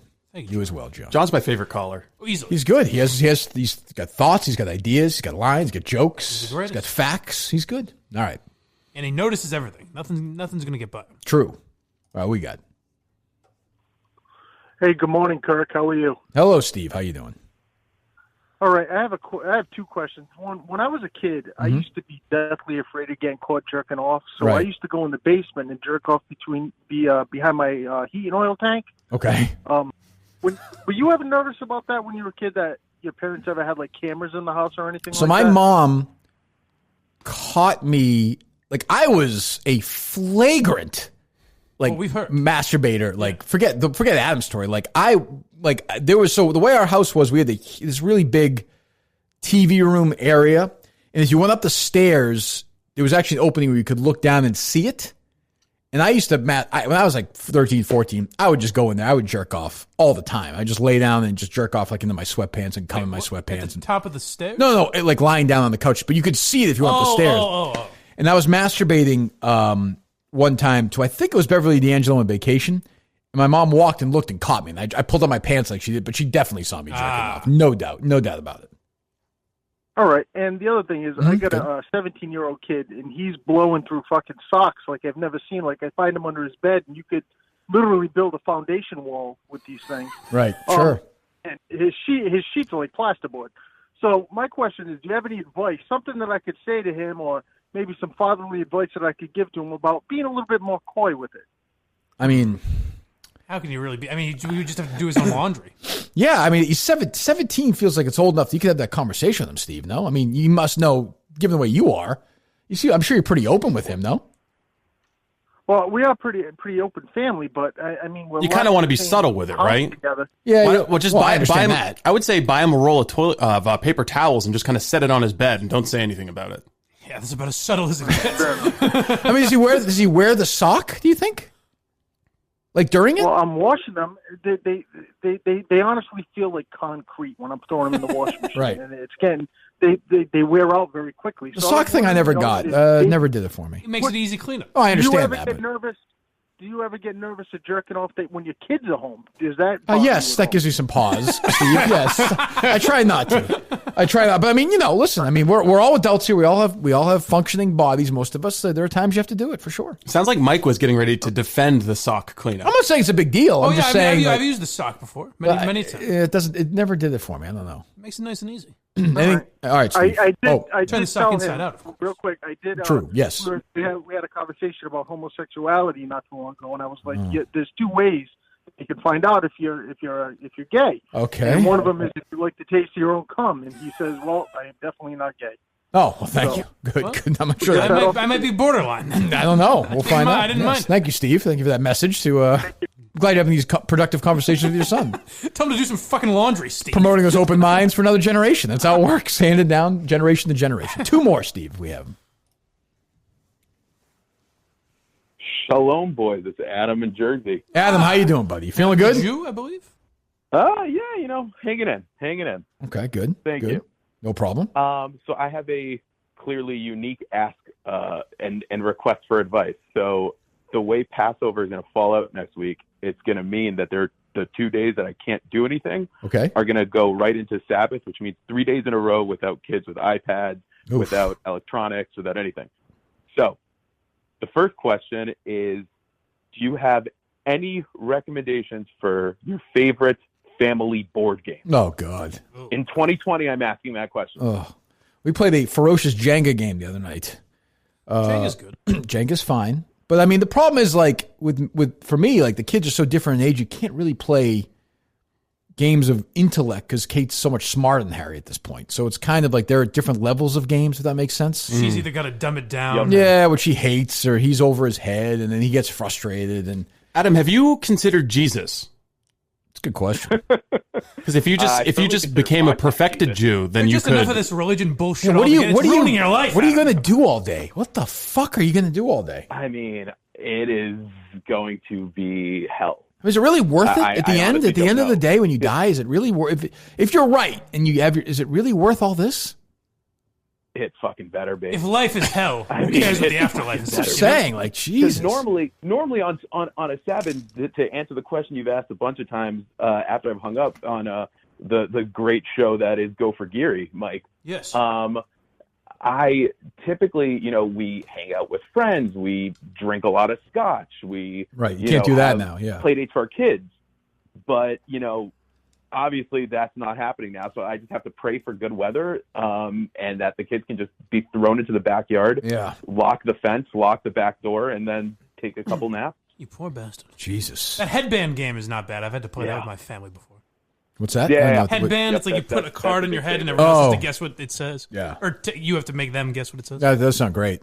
I mean, it's not great, but sounds great playing board games for 14 hours over a day. Oh my goodness! It's a solid 20 minutes. And then my last question is: do you have any recommendations for good books right now, preferably nonfiction? Good books right now, preferably nonfiction. You know which book I put back in the bathroom rotation for me is the Crosby, Stills, Nash & Young book I read last year. I don't know if you're a fan of them or not, but even if you're not, the group dynamics are fucking great. That's a great music book. The 1973 music book I read. Big music fan. That 1973 book I just finished is good as well. Grant Johnson, I think, wrote it. I think that's his name. It's about 1973 in music. That's good as well. What do I have next on the shelf? Adam, I can recommend one to you that I recommended to Kirk originally because I know a little bit about your politics. Red Notice by Bill Browder. Have you read that? That is a good book. That's how Steve and I first bonded. Yeah. No, I haven't. Oh, that's right. Definitely one that I want to read. It reads like a spy thriller. It's great. Awesome. I'll definitely check it out. And I'm going to read next. I've never read it because actually DEC recommended this podcast to me. It's about I forget, Wicked Game. It's about each presidential election. It starts all the way back every 4 years. So Alexander Hamilton's so interesting historically. I am going to read that. Who wrote it? Ron. Chernow? Yeah, I'm actually going to read that. I'm going to read it. I'm not going to watch the fucking play, but I will read the book. Kirk, my name, no Broadway guy. I'm a dancer, but I'm no Broadway guy. Except for Bruce. Well, that's true. Yes, hello. In Madawaska. That's true, too. All right. Extenuating circumstances. Thanks a lot, guys. I really appreciate it. Oh, goodbye, Adam. See you later. Shalom. L'chaim. Mazel tov. Mazel tov. I'll do the There Shameless is theme so song for much him. fucking conspiracy afoot. Oh, boy. With the pull down on that Channel Zero show. Fucking pissed. Is this Elvin? Is Elvin I got a himself? lot for you to see. This is Elvin. This Elvin, is I'll tell you what. bullshit. Address it tomorrow night on Mike and the Minifans, okay? You're on there. I know that, but there's one thing I want to. You know what, Elvin? about. Hang up on him. I don't want to have this conversation. It's too scary. Oh, Hang no. up. Hang up. Hang up. This'll be Hang up. I don't interesting. want the truth out there. I don't You want the two trying truth. to Nope, silence don't want Elvin. the truth out there. Don't do Topic- it. Scrub topic it. number Scrub one? it. Scrub it. Scrub it. Elvin's Truth not going is to out like that he's there. on the second half of my show now. He's going to have to wait. Well, I'm more afraid of the agent standing in the other room than I am of Elvin. Well, let's not get into that either. All right, a couple more. Elvin will not be happy. Hola. What's up, buddy? I can't imagine being Adam. Oh, my God. It doesn't make any sense. And he know. doesn't seem like he enjoys it. Why wouldn't he just pick up the New Testament? No, I just meant being Jewish. Oh. Yeah. I can't understand Yeah, I that mean, either. Jesus. What's up? What's up, guys? Hey, big fan. Kirk, question for you. Mm-hmm. Next time, God forbid, you're stuck in McLean, you got to pick between these three for the television. You got The Office, Seinfeld, Curb. Who you got? I guess I would eliminate Curb only because the volume isn't as high There's as only the other 100 two. episodes, yeah. I would probably go. I gotta say, I'd probably go Seinfeld. I would probably have to go. It just means more to me. I like The Office, but boy, The Office was bad when Steve Carell left. I mean, it was just bad. Yeah, but you could say the first season and a half of Seinfeld was not great. I agree, but at least it still had them on the show. Yeah. Like, there's still more episodes. I mean, when Steve Carell left, they had like Will Ferrell on and James Spader. And it was a disaster. Yeah, I Fucking agree. bad. Hey, Kirk, one more for you if you have the time. So you've mentioned it before. Go ahead. Green Book, very divisive best pick winner. Mhm. I loved it. What are your thoughts? I thought it was a solid piece of mainstream entertainment. Not a great film, but I liked it. And I'll give you something else. The guy who I didn't even know this until like 3 weeks ago. This ties into the beginning of our calls. Thanks for the call. They still lined up, Steve, or no? I got one on hold right now. Nah, fuck them. We're good. We'll take the last one. Take the last one if you want. 1 second. The guy who Viggo Mortensen's character is in the Green Book. Mhm.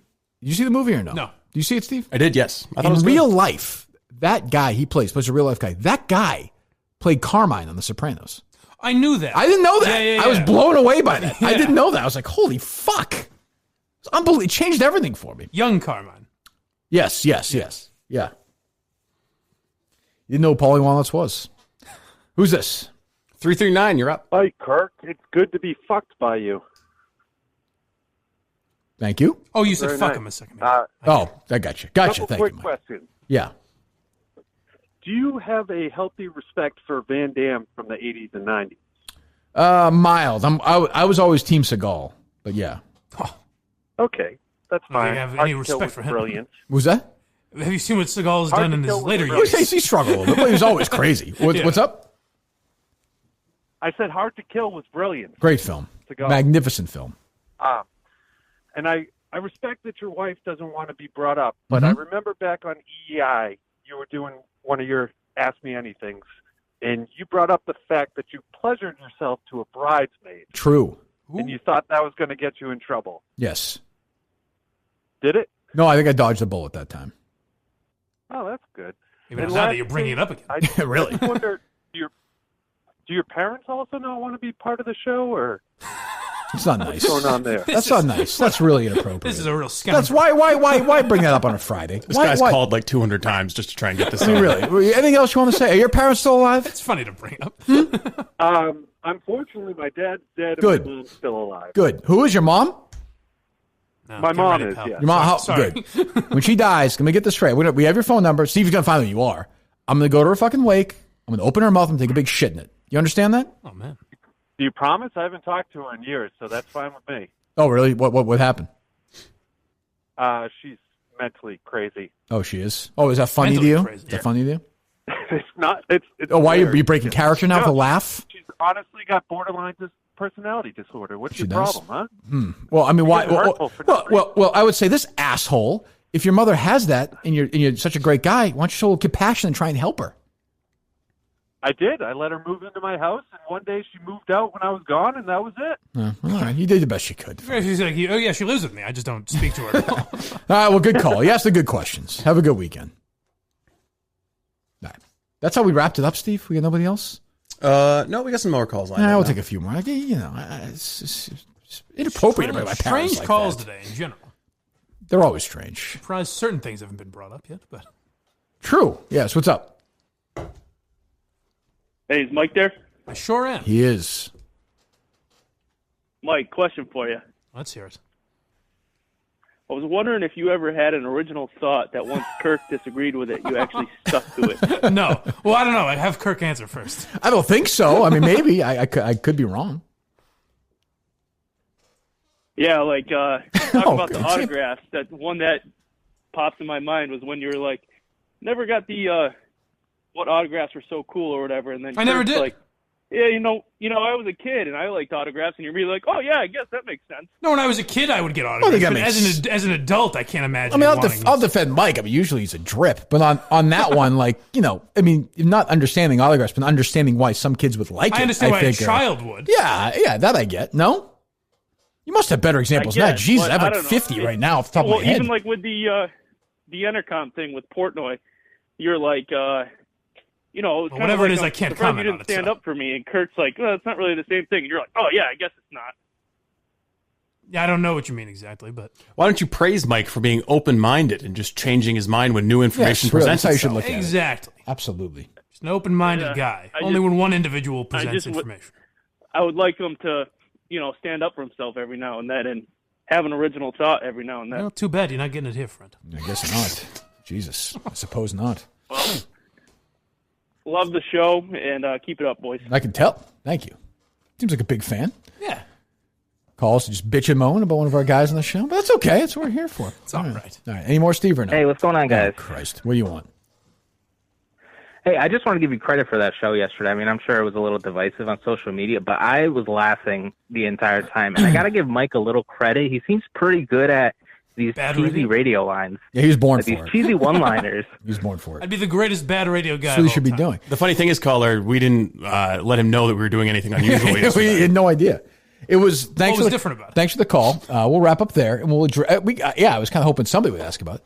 So, I mean, it was literally the most divisive episode I've ever done in any format. EEI, my old podcast, this show, anything, any other. It was a pretty damn close to a perfect 50-50 split. People who hated it fucking hated it. The people who liked it, which is great. I have no. That's what I loved watching yesterday. Is the people that hated it. It wasn't that they hated it. It was like, I don't understand why you're doing it. Why are you doing this? That's great. I don't mind. That's totally You're fine. wasting your time. Of course. But I thought it was fun. I don't think anybody else would try it. We took a swing. I thought it was really funny. I thought it got funnier as it went along too. Is this for real? Yes, it was, Joe. Yes, it is. I enjoyed it. And for the people who, I think what I said yesterday was, if you don't like it, I totally understand. Yeah. But if you listen to the show every day and you don't get why I'm trying to do it, then I'm surprised. That's the weird surprising. thing. Because I think someone I saw pointed out this morning that the funnier than the show is the fact that we did it. Right. Like the idea of doing it right. is funnier than the actual show. Yes. And I think it's funny, like we stumbled on some stuff. I like the idea of just popping in to another morning show that's been on for a long time, and the characters have to be kind of nice, but also secretly are mad at each other. Like every radio show I've ever been a part of, or witnessed, or been around. I will admit that really threw me. My improv skills were put on display. That's okay, but I mean, but I like the That was fucking awful. As soon as you started talking about Donna and Karen, I was like, what the fuck? But I like the idea of that because there is this. Every show I've ever been on, the ones that pretend to like each other, they're always. Then you talk to them after, they all fucking hate each other. Oh, yeah. This is underlying, as opposed to shows like this where, obviously we battle it out, but we talk about everything and then you don't hate each other. It's much easier. It's much healthier. It's much nicer to hate each other on air and then not speak off air. Correct. And like That's each other the way. on air That's the way to and do hate it. each other off. That's the way to do it. But you guys both put a lot of work into it. And I mean, Steve obviously took him a long time after the fucking show to put it together. I took a little enjoyment in people being like, hey, wake Steve up for me. Where the fuck is Steve? Because I knew how much work he was doing. I was sitting here masturbating. People were like worked up, like what's the what the fuck, what's being scrubbed, what happened? I was surprised I didn't see more speculation. I expected to be like, oh, did one of them get fired? Like what happened? But I didn't see a lot of that. I had people texting me. Oh, I'm sure. Show. Hey, book the show. And, I was waiting for you to remind me. Thank you. Keep in mind, I think a lot of people are behind now because of the coronavirus and being stuck at home. And so, I think people will even be a few days behind. They'll catch up to it. But I mean, the feedback immediately was. The first feedback I saw, like 50 or 20 minutes in, I checked and everyone's like, this is the fucking worst thing I ever heard. But then I knew this would happen. Like an hour later, a lot of people were like, oh, this is good. This is good. I like, and a lot of people thought it was the greatest show ever, like that guy. A lot of people thought it was the worst fucking thing they ever heard, which is perfect. And it was pretty damn close. Maybe it was 56-44, whatever. But I mean, it was pretty damn close. Yeah. What I really enjoyed was the idea that people, like the hardcore listeners would think, oh, they're doing this silly bit for the first, 2 minutes. They're not breaking and then they're like, maybe it's 5 minutes. Right. Then they hear the Taylor Swift song, and they're like, or whatever song it was. Maybe after that, and then we come back and do it again. They're like, what the fuck? Yeah, I would say it starts out very funny. And then it starts to get a little bit more interesting. Like, is this what's going on here? And then the full song plays, and they're like, I don't know how I'm feeling about this. And then it immediately gets more funny when you realize it's going to go for 2 hours. Yeah, that's what a lot of people say. Like, I didn't realize you could play the full songs. I was like, yeah, we're playing the full songs. That's how we do it. Playing the hits. You think 104.1 isn't going to play a full song? Fuck now that episode will probably get taken down from iTunes. That's probably true. No, it will not.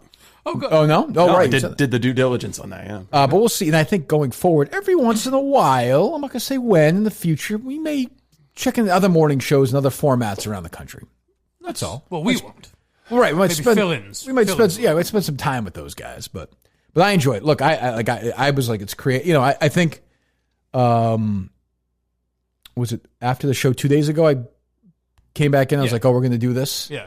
Let's think of some stuff. And it was good. Everyone kind of texted back and forth all day. Mike's put more work into doing a bad radio show. He's ever put in I had a lot of stuff on the cutting room floor. I was disappointed. Well, I mean, look, that's life. Given how the phone scam went, I can't imagine what was on the cutting room floor. But it was look, if you hated it, no problem. Like I can't, But I also think like, do you think the phone scam was supposed to be good? That bothers me now.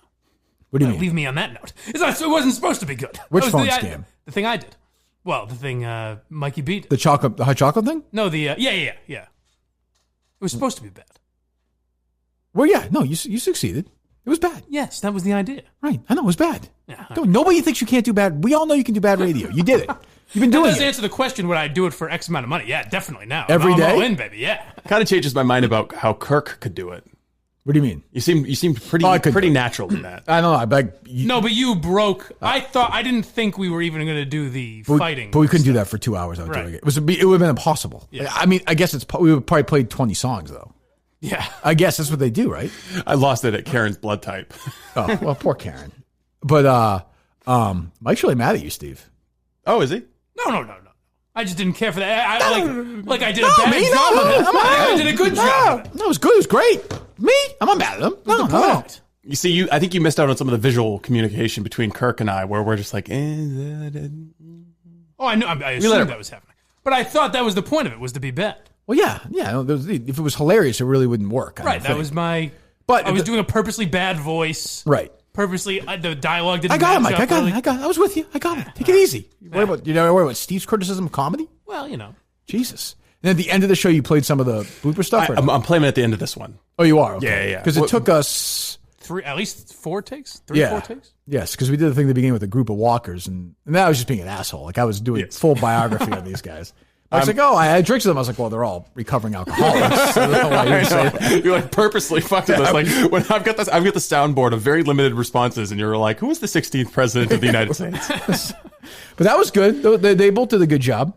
The whatever the hell that was, our version of the War of the Roses. Yes. They were just as authentic as the paid actors. Here's what I learned, man. Like, it takes way more work to do a shitty show than to do a good one. Yeah. I mean, Steve's end? It takes far more work to be not creative than it does to be creative. There were several instances preparing for that where I was going to be like, this would be much better. It'd be easier to do this on Friday. I almost said another day. If we could have an it would have been the extra worst day thing to kick people preparation. for the weekend, too. That would have really fucked with people. That's all what I was weekend. thinking, yeah. That's true. And then not address it at all. That's true. Yeah. I mean, I initially talked about that. I was like, God, the way we do our show, there'll be so many inside jokes about it. It'll come up We'll eventually mention it. But it made me laugh. I don't know. And like I said, I guess it's not for everyone. But if you listen to the show every day and you've been following me forever and you don't get why I tried it, whether you liked it or not, that surprises me. Because there were some people who were just like, what the fuck is this? Like, do you listen every day? This isn't funny. Why would you do this? Yeah, like, do you listen to the show? Like, it's kind of what we do anyway. It's not really that much. Like, it's all we do is make fun of shit anyway. I'll admit, not the best episode for your first episode, maybe. That's probably true. Yeah. That's probably. A couple people tweeted me too. The 71-year-old in where's he in Michigan? Omaha. He's confused. Yes, that's his very first day. Very much so. I also found myself getting weirdly defensive about like why would you tell that? Why would you tell that wedding story? I was like, why would you tell that wedding story? Like that was an embarrassing moment for me. Why are you bringing that up? About it. So, or it'd be great if that was like your fourth day listening. Like if you started this week and then you're like, what the fuck? They do this every Thursday? Anything else we have to get to, boys? I don't think so. Before we get to... Well, hold on. Of course. No. We know these are crazy times right now, obviously, with all that's going on. We're all having to make some pretty significant lifestyle adjustments. We're spending more time than ever at home on our digital screens, and that's why the team over at Movement wants to make sure you're taking care of your eyes with their EverScroll blue light filtering glasses. Get that. Listen, whether it's TV, computer, phone, we know. I mean, you're spending all this time. You're binging your shows, doing all your stuff. You go to Movement, EverScroll blue light filtering glasses. They protect your eyes from the damaging effects of blue light, like headaches, eye strain, and poor sleep, and they look great doing it. Get the EverScroll solution, better sleep, better focus, better style. Right now, here's what you do. You go to mvmt.com/Kirk, mvmt.com/KIRK. 15% off today. Free shipping, free returns. Starting at just $60. Take care of yourself with better sleep, better focus, better style. mvmt.com/Kirk, mvmt.com/KIRK. Join the movement. Do that right now. 15% off today with free shipping and free returns. What else we got? I think that just about wraps things up on my end. We joked around yesterday about forgetting what day it was. Yes. There's a TV station out in Cleveland that has a new segment. Oh, let me hear this. All right, time now for a new daily feature on Fox 8 News in the morning. We're just trying to cheer you up a bit. What day is it? Todd Meany.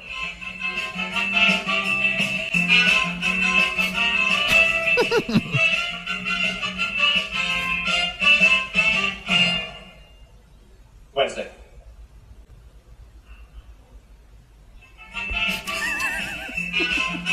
That's all? That's it? That's actually not bad. I don't mind that. Actually kind of Okay. funny. Yeah, I thought they were going to do like the news, like, That's I funny. thought they were going to do the news thing, like overly do it. That's not bad. No, it's not bad at all. Jesus, that's funny. Overly wacky music and Goodness. Can I tell you, I'm now officially sick of all these Tiger King like tweets too. Now, like, people are still tweeting about this. We've moved on, haven't we? See, now He has coronavirus now I'm now. starting to maybe get into it. Oh, really? Yeah. He's got coronavirus. I saw So did that. his enemies in the tiger trading world It's like give every him meme and everything. coronavirus? I feel like that you can watch it, but like we've blown through that news cycle now. I don't know. Why is unless there's something I'm missing, Kate McKinnon is playing her in some series or something? She You seen is? that? Yeah. No, I didn't know that. She is? Maybe that's just a rumor that I saw, but yeah, I'm pretty sure. I was gonna say they're not making anything right now, right? It's I not in think production. they're making some sort of series about, Oh, or we- maybe a movie. We do have to address the sad news from yesterday. What's that? Top Gun 2. I know. right. That's not that bad. That's not. I'm okay with it because it's December. It's not the whole year. Yeah. I'm all right with it. I'm not thrilled about it, but I mean, knew it was going to happen. Yeah, you've waited this many years. It's coming out in June. I mean, it was. You delay it once, that sets a precedent for delaying it again, you know? Well, I think December should be okay. No, Steve. Well, that's what we were saying about Steve, April. whatever we not say that to long Steve, ago. Steve's going to say no, so it doesn't matter. But I would think that'd be all right. Who knows? We would all think. Yeah, I guess. Never leave the home again. Yeah, Jesus. Yeah, December that comes out. So I'm okay with that. But yeah, I was just, we were talking about the Wilbur too. And like we said the other day, we're trying to find these dates. I mean, I don't know. Maybe we'll move it somewhere else. I don't know. So I had a somewhat update on that. Is that Norton that was supposed to be tomorrow April, night, right? April 4th. Yeah. And that was rescheduled to September 26th, which would suggest any rescheduling the Wilbur would be December if you do the math. Do the math, yeah. Yeah, I mean, potentially. We're looking at November maybe. But there's no weekend dates, right, Steve? Yeah, no. In what, November and December or October, November? I'd say we're looking at beyond December.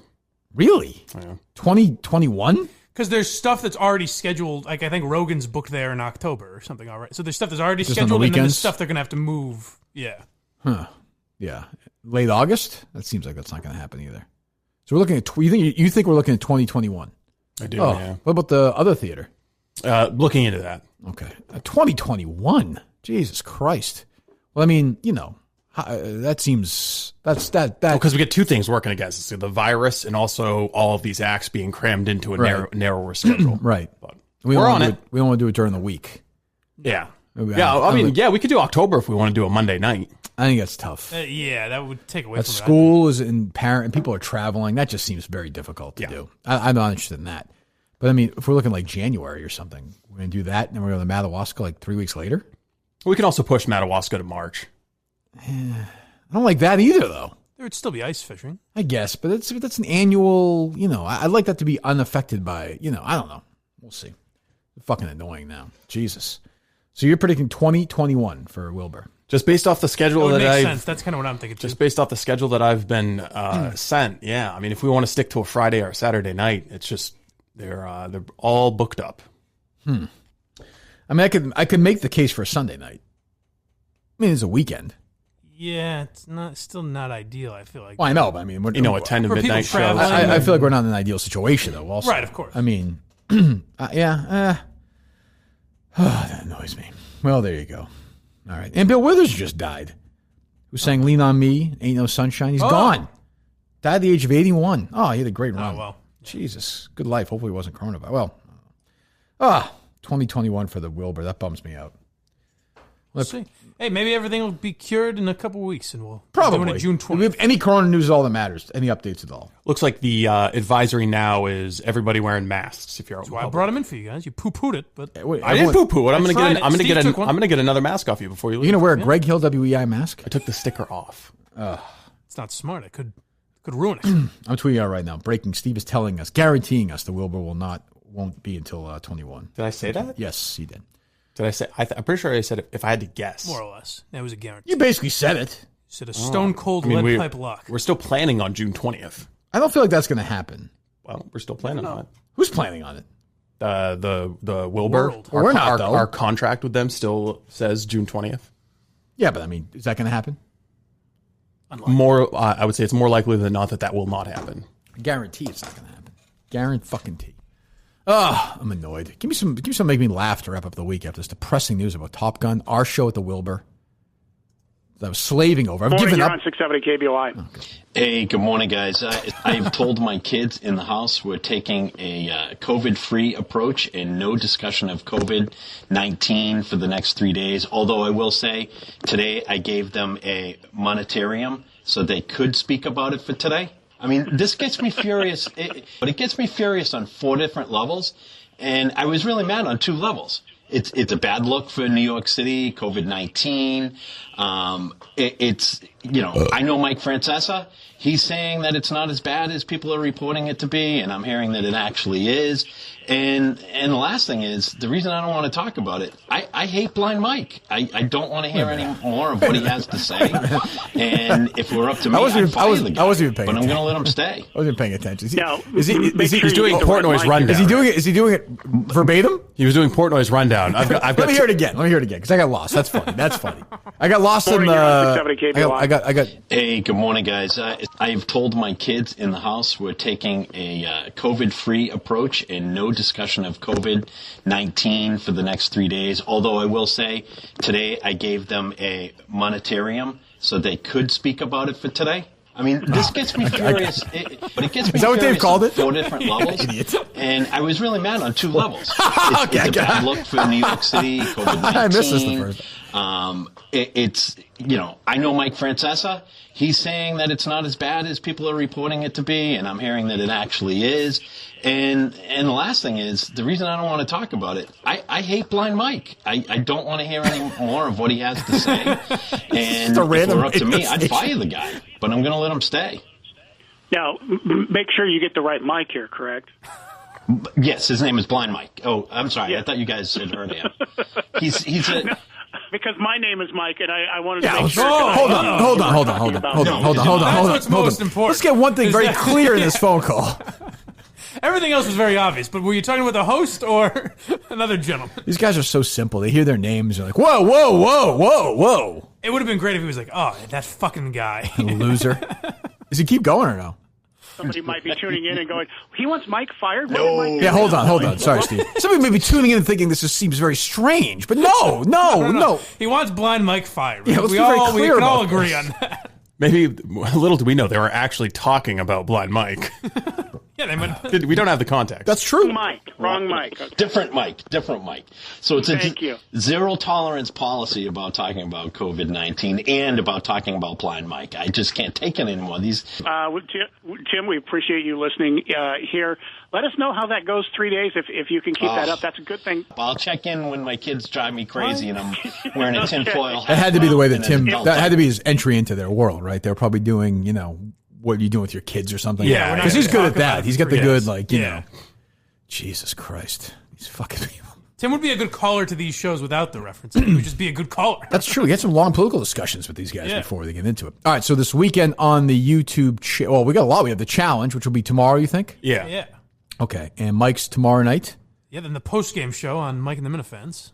Right, that's 7 o'clock. So you're on tomorrow night at 7. Yeah. Oh, you're on at 7, so let's do the challenge at 5:30. That sounds good.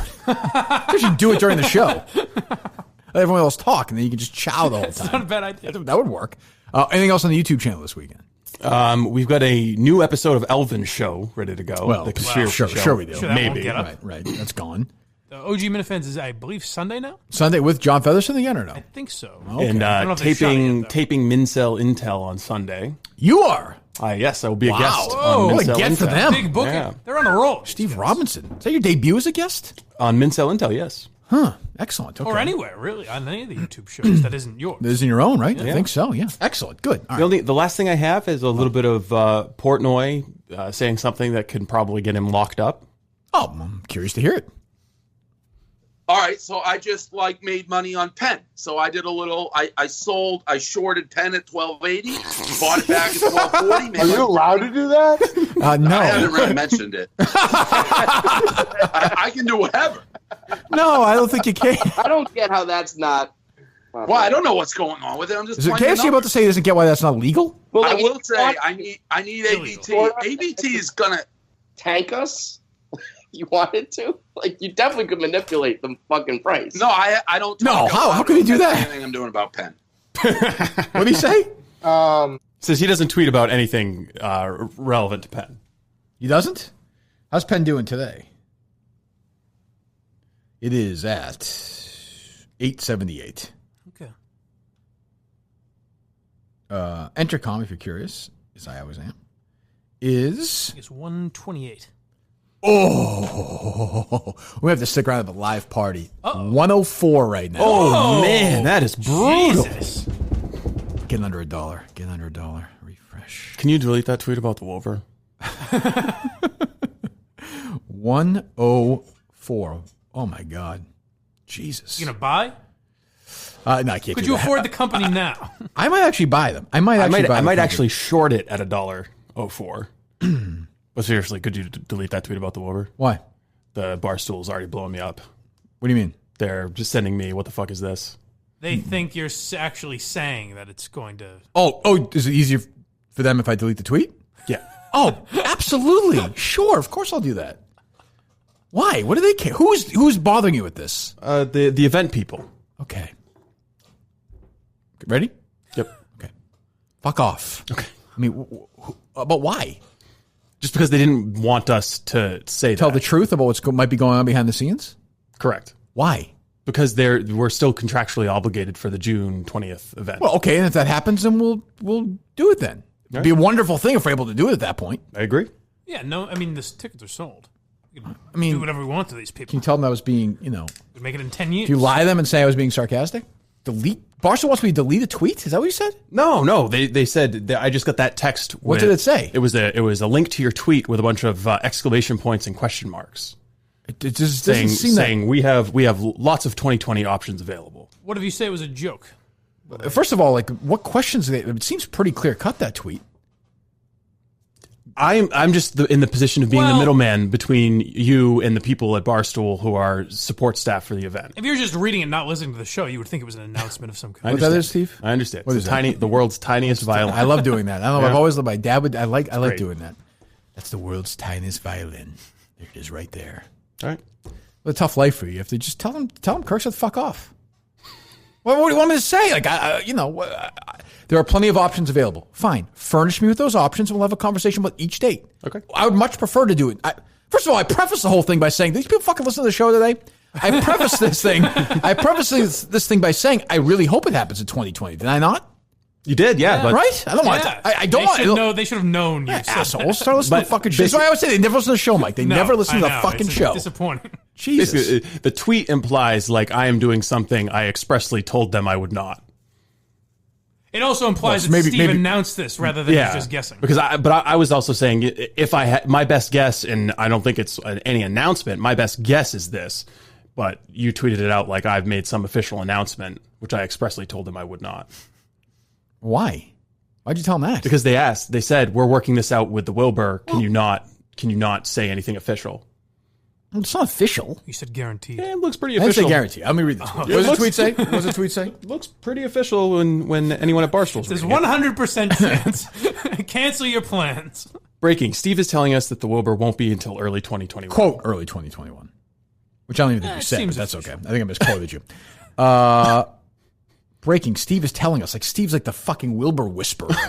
Yeah, but I mean, for the people at Barstool, I am. I'm looking. There's already a lot of comments on the tweet. People seem very happy about this. They seem pleased with the idea. This is happening. Yes. Can we clarify it or something? First comment, by the way, is from Zonker, which is good. I'll give you what to write. You'll like this.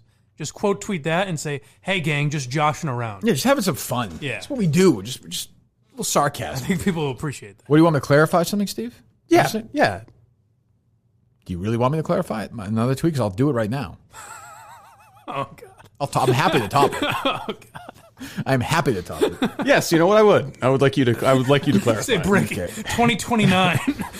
Exclamation point. Hopefully we're wrong. I don't know. Like we've said all along, we hope we're wrong. Of course. Don't you think? Yeah, I'm just playing a game of probabilities. I said, it's more likely than not that it's not on June 20th. And the schedule that's not going to happen. That's not going to happen. If we stick to a Friday or Saturday, then the schedule gets tough for the rest of the year. Well, that's the thing. Are the Barstool people aware that we want to do it on the weekend? Yes, then but they what think are we doing here? They're thinking, we've got a lot of good options. That includes, a Thursday night. Okay, or we're not Wednesday doing night. that. I am not opposed to a Thursday night if necessary, because that is at least somebody could take a Friday off. Yeah. You know what I mean? They can make a weekend out of Boston or something. Yeah. But even if you're asking someone to take a day off, it adds a layer of complexity. Agreed. That's what I'm saying. If you said to me, we have to do it this year, or it doesn't happen, I would say Sunday night or Thursday night. Because we can do the weekend, right? There's also an element sense. of we've sold tickets based on a weekend show. Agreed. Most people don't have to take time off. So if we mix it up and do a Tuesday show and people have to reorient their schedule, their childcare schedule, that kind of thing, 1,000%. Kind of a bait and switch. No, I agree. But what I'm saying is if they say, hey, look, it's the only day we can do it, or you lose all your money and we're not going to have a show at all, just play that game out. And I would say, all right, we can talk about it. But I don't want that to happen. We're not going to do it on a weekday. We're going to do it on the weekend. Why don't we muscle these other shit shows that are doing on the weekends now and do it? Have ours there. Start swinging our dicks around. These sell out these shows sell 2 shows out 9 minutes. I don't think so. So Wilbur want this relationship every year or no? Do I need to have the Minute fans go after the Wilbur, Steve? There we go. I don't think we're now there we're yet, talking. no. That's what Steve wants. I think that's what he's advocating for. Breaking. Steve demands fans go after Wilbur. At the Wilbur. Get to work. If you don't, I'll never do a show again. Is that what you want, Steve? I got a high-powered Twitter account of my own. I'm going to fire back here. Don't believe this man. Well, I mean, you have to stand by your words because you basically, I mean, without saying, you did say it's not going to happen this year. You said that, Mike, 10 minutes ago. He certainly did, but now you're backtracking, Steve? I don't know that it was official. Not exactly make accurate. Slippy Steve. Now look at him. You live? Are you thinking out your fucking Twitter process on the air? Yeah. Yeah, who would do that? Just tweet it. It takes 1 second. Does Entercom get under $1 today? Boom. Ooh, let me see. What a fucking battle. Bird and Dominique here. One of the great Twitter wars of all time. Steve. What do you think, Mike? You're not going to believe the fire that's coming here. Steve panicking. Oh, you fucking motherfucker. Yeah. Yeah. Not exactly accurate. You checkmate. Man, you know how to play it. I might reach for a GIF.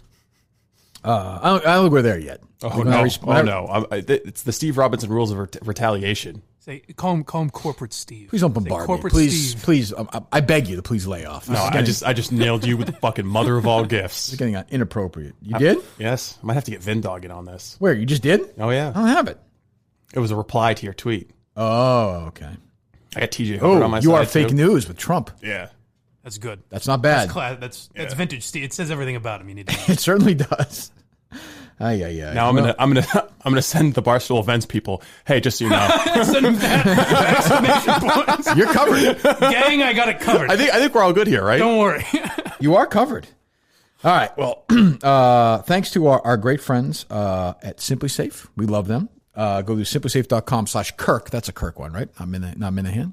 Correct. I believe, no? Yeah, simplysafe.com/Kirk. Simplysafe.com/Kirk. As is, I think, yes.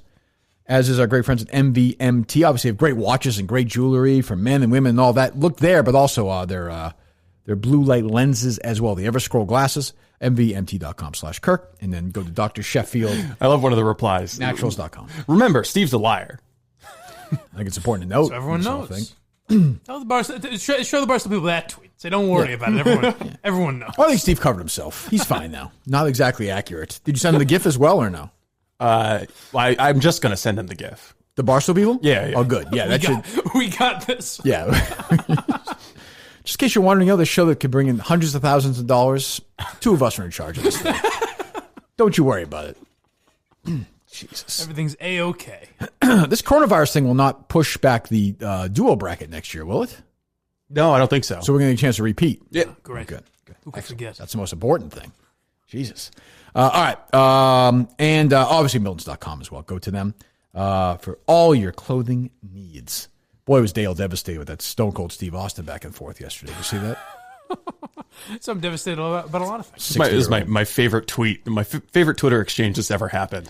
Stone Cold Steve Austin has got millions of followers just kind of like stepping down from the life of a celebrity to be like, fuck you, Dale. How many fucking layers of odd is this, though?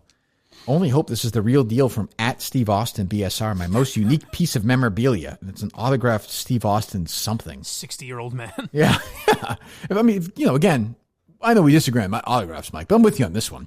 A 60-year-old probably shouldn't be, hawking an autograph from a wrestler who's like 20 years younger than he is. And that makes me sad. So. Stone Cold said, nope, looks like a fake asshole. I will say, it's already past 10 o'clock. I was going to say appointment listening today. What's that? I imagine Dale's got a schmaltzy. We feel very bad for our brothers and sisters that were laid off yesterday.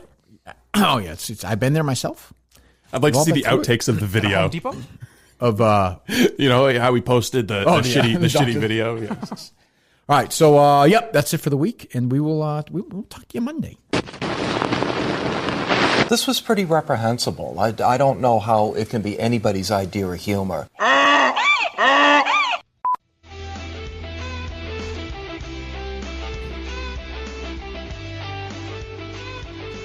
All right, here we go. The captain here, Mikey B as well. Hey, everyone. I guess this week it's Simply Steve. Right, we have Simply Safe this week, so it's Simply Steve. We have not had Roman Robinson in a while here, by the way. No, certainly we have not. I don't even want to start here, but I will. So I'm out this morning with Alan, Mark, Gary, Greg, and Luke, right? The Strolling Six. I'm on my walk this morning before the show. And can you believe, you guys will not believe this. I guarantee you guys will not believe this. You fellas won't believe Let's hear it. It has been 2 years to this day when Gary had his hip replacement surgery. No way. That's 2 years ago today. Is he running now? 2 years ago, the strolling Steve. 6. You fucking idiot. You fucking cunt face. We have to start over again. Why are you running now? We have a walk. Our show has a history of I go on my morning strolls every morning with these guys. Okay. Jesus, why would you be running now? It's called a strolling 6. We're not going to be able to do this, are we? I don't think so. Jump ahead again to the beginning. No way is...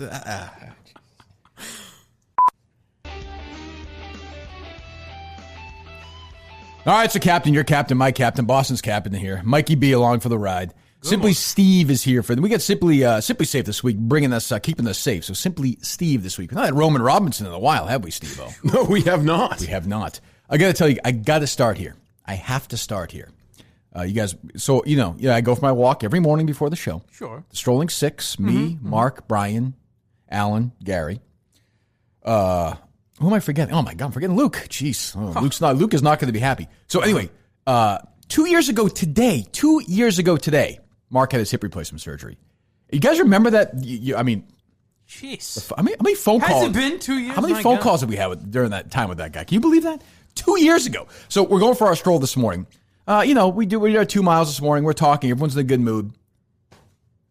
If I had to say to you, Mikey B, which one of the strolling 6 would be most likely to break the social distancing rules, who would it be? That sounds like a Steve move. Nope. Yep. Steve's not one of them. Not in the group at all. It had to have been Paul, right? Nope. Paul's not one of them either. We'll start again. If I can fucking do this alone, I'll do it alone. Fuck. Who's strolling? Listen to this strolling. Hold on. I just said the names of this. I said me and the other 5 guys in the strolling 6. Okay. How hard is that? I'm sorry. Listen to one of the names. All right. Keep going. I got it now. It's not exactly like, I got it. It's not exactly Second City here.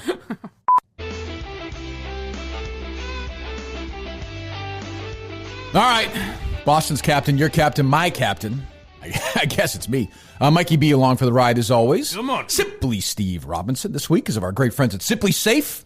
SimplySafe.com/Kirk. SimplySafe.com/Kirk. Steve, good morning to you. Not been Roman Robinson in a while either. I have not. Good morning, Captain. Thank you very much. I'm not going to be able to do this either. It's like these terrible fucking blooper tapes. Do it again. Here we go.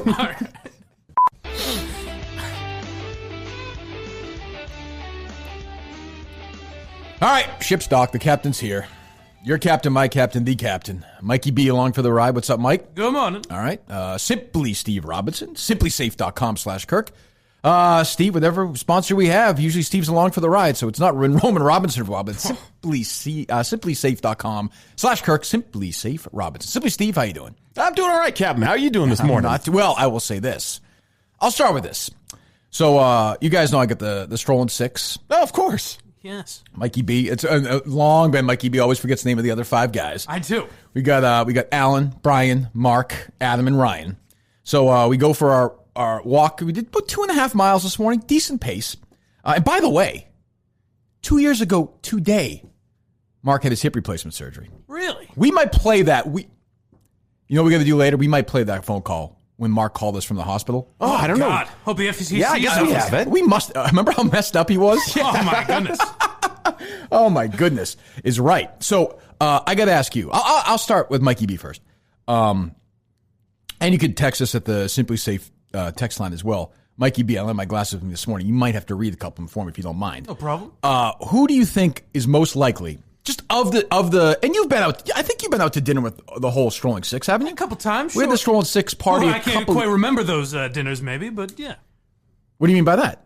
Well, we get a little crazy when the Strolling 6 are together. Tipping back a few. I mean, all 6 of us are in recovery. Well, no, you can't. I didn't mean that.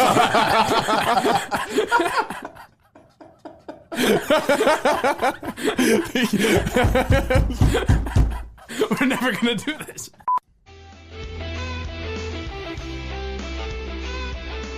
I like that. The captain here saying hello to you. My people out there, your captain, my captain, the captain, Mikey B along for the ride. Good morning. Simply Safe Robinson this week. So our great friends at Simply Safe, simplysafe.com/shark. Simply Steve is more like it. Simply Steve, good morning. Good morning, Captain. So I'll start here, and I'm grumpy. You guys I know. Oh, he's in one of his moods again. I don't. Batten down the hatch. I don't. Should have known when he came in here late this morning. I don't want to do this. Okay, I don't want to do this, but I'm in the mood. Okay, I'm in a darn mood today. And here's the thing. So the Strolling Six went for today's Thursday. Yeah, of course, we've heard all about the Strolling Six. No, you always make fun of these guys. I don't know why. They're good guys. You've hung out with all of them. Like, Nice I don't know guys. I can't quite keep these geezers straight, but they seem like a nice bunch. Anyway, so fine. I'm sick of having this fight because I remember you and Mark a couple of years ago. I don't want to get into that, but I will say, Mark. These again, the Strolling Six. Everyone listens knows, but I know I always tend to repeat stories. Me, Mark, Alan, Brian, Adam, and Ryan have gone on these walks. We go 4 or 5 days a week, and this morning, Thursday morning, we always go Thursday morning, up bright and early, 4:30. Walking, obviously Brian's got his headphones and there's that whole thing. We've talked about that. But like I said, how you guys do it that early. I said 2 years ago today, we were talking about this. We talked about this afterwards. Mark had his hip replacement surgery.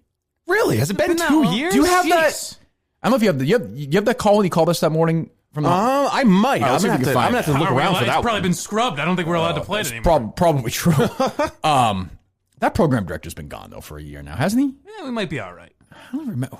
Who knows? Anyway, so I'll ask you, of the six, both of you guys, I'll start with Mikey B. Who is most likely, because this happened this morning, it's happened the last couple of times, who's most likely to break the social distancing violation? That seems like an Allen job to me. It's a good guess. Wrong. I'm going to go with Brian. He's a big right winger. He's probably still pretending this whole fucking... Let's not... Jesus This whole thing is a hoax. I'm a tough guy. Well, you can say fuck Steve on the show. Oh, I didn't... We're regulated. This is WCXX. All right, one more time.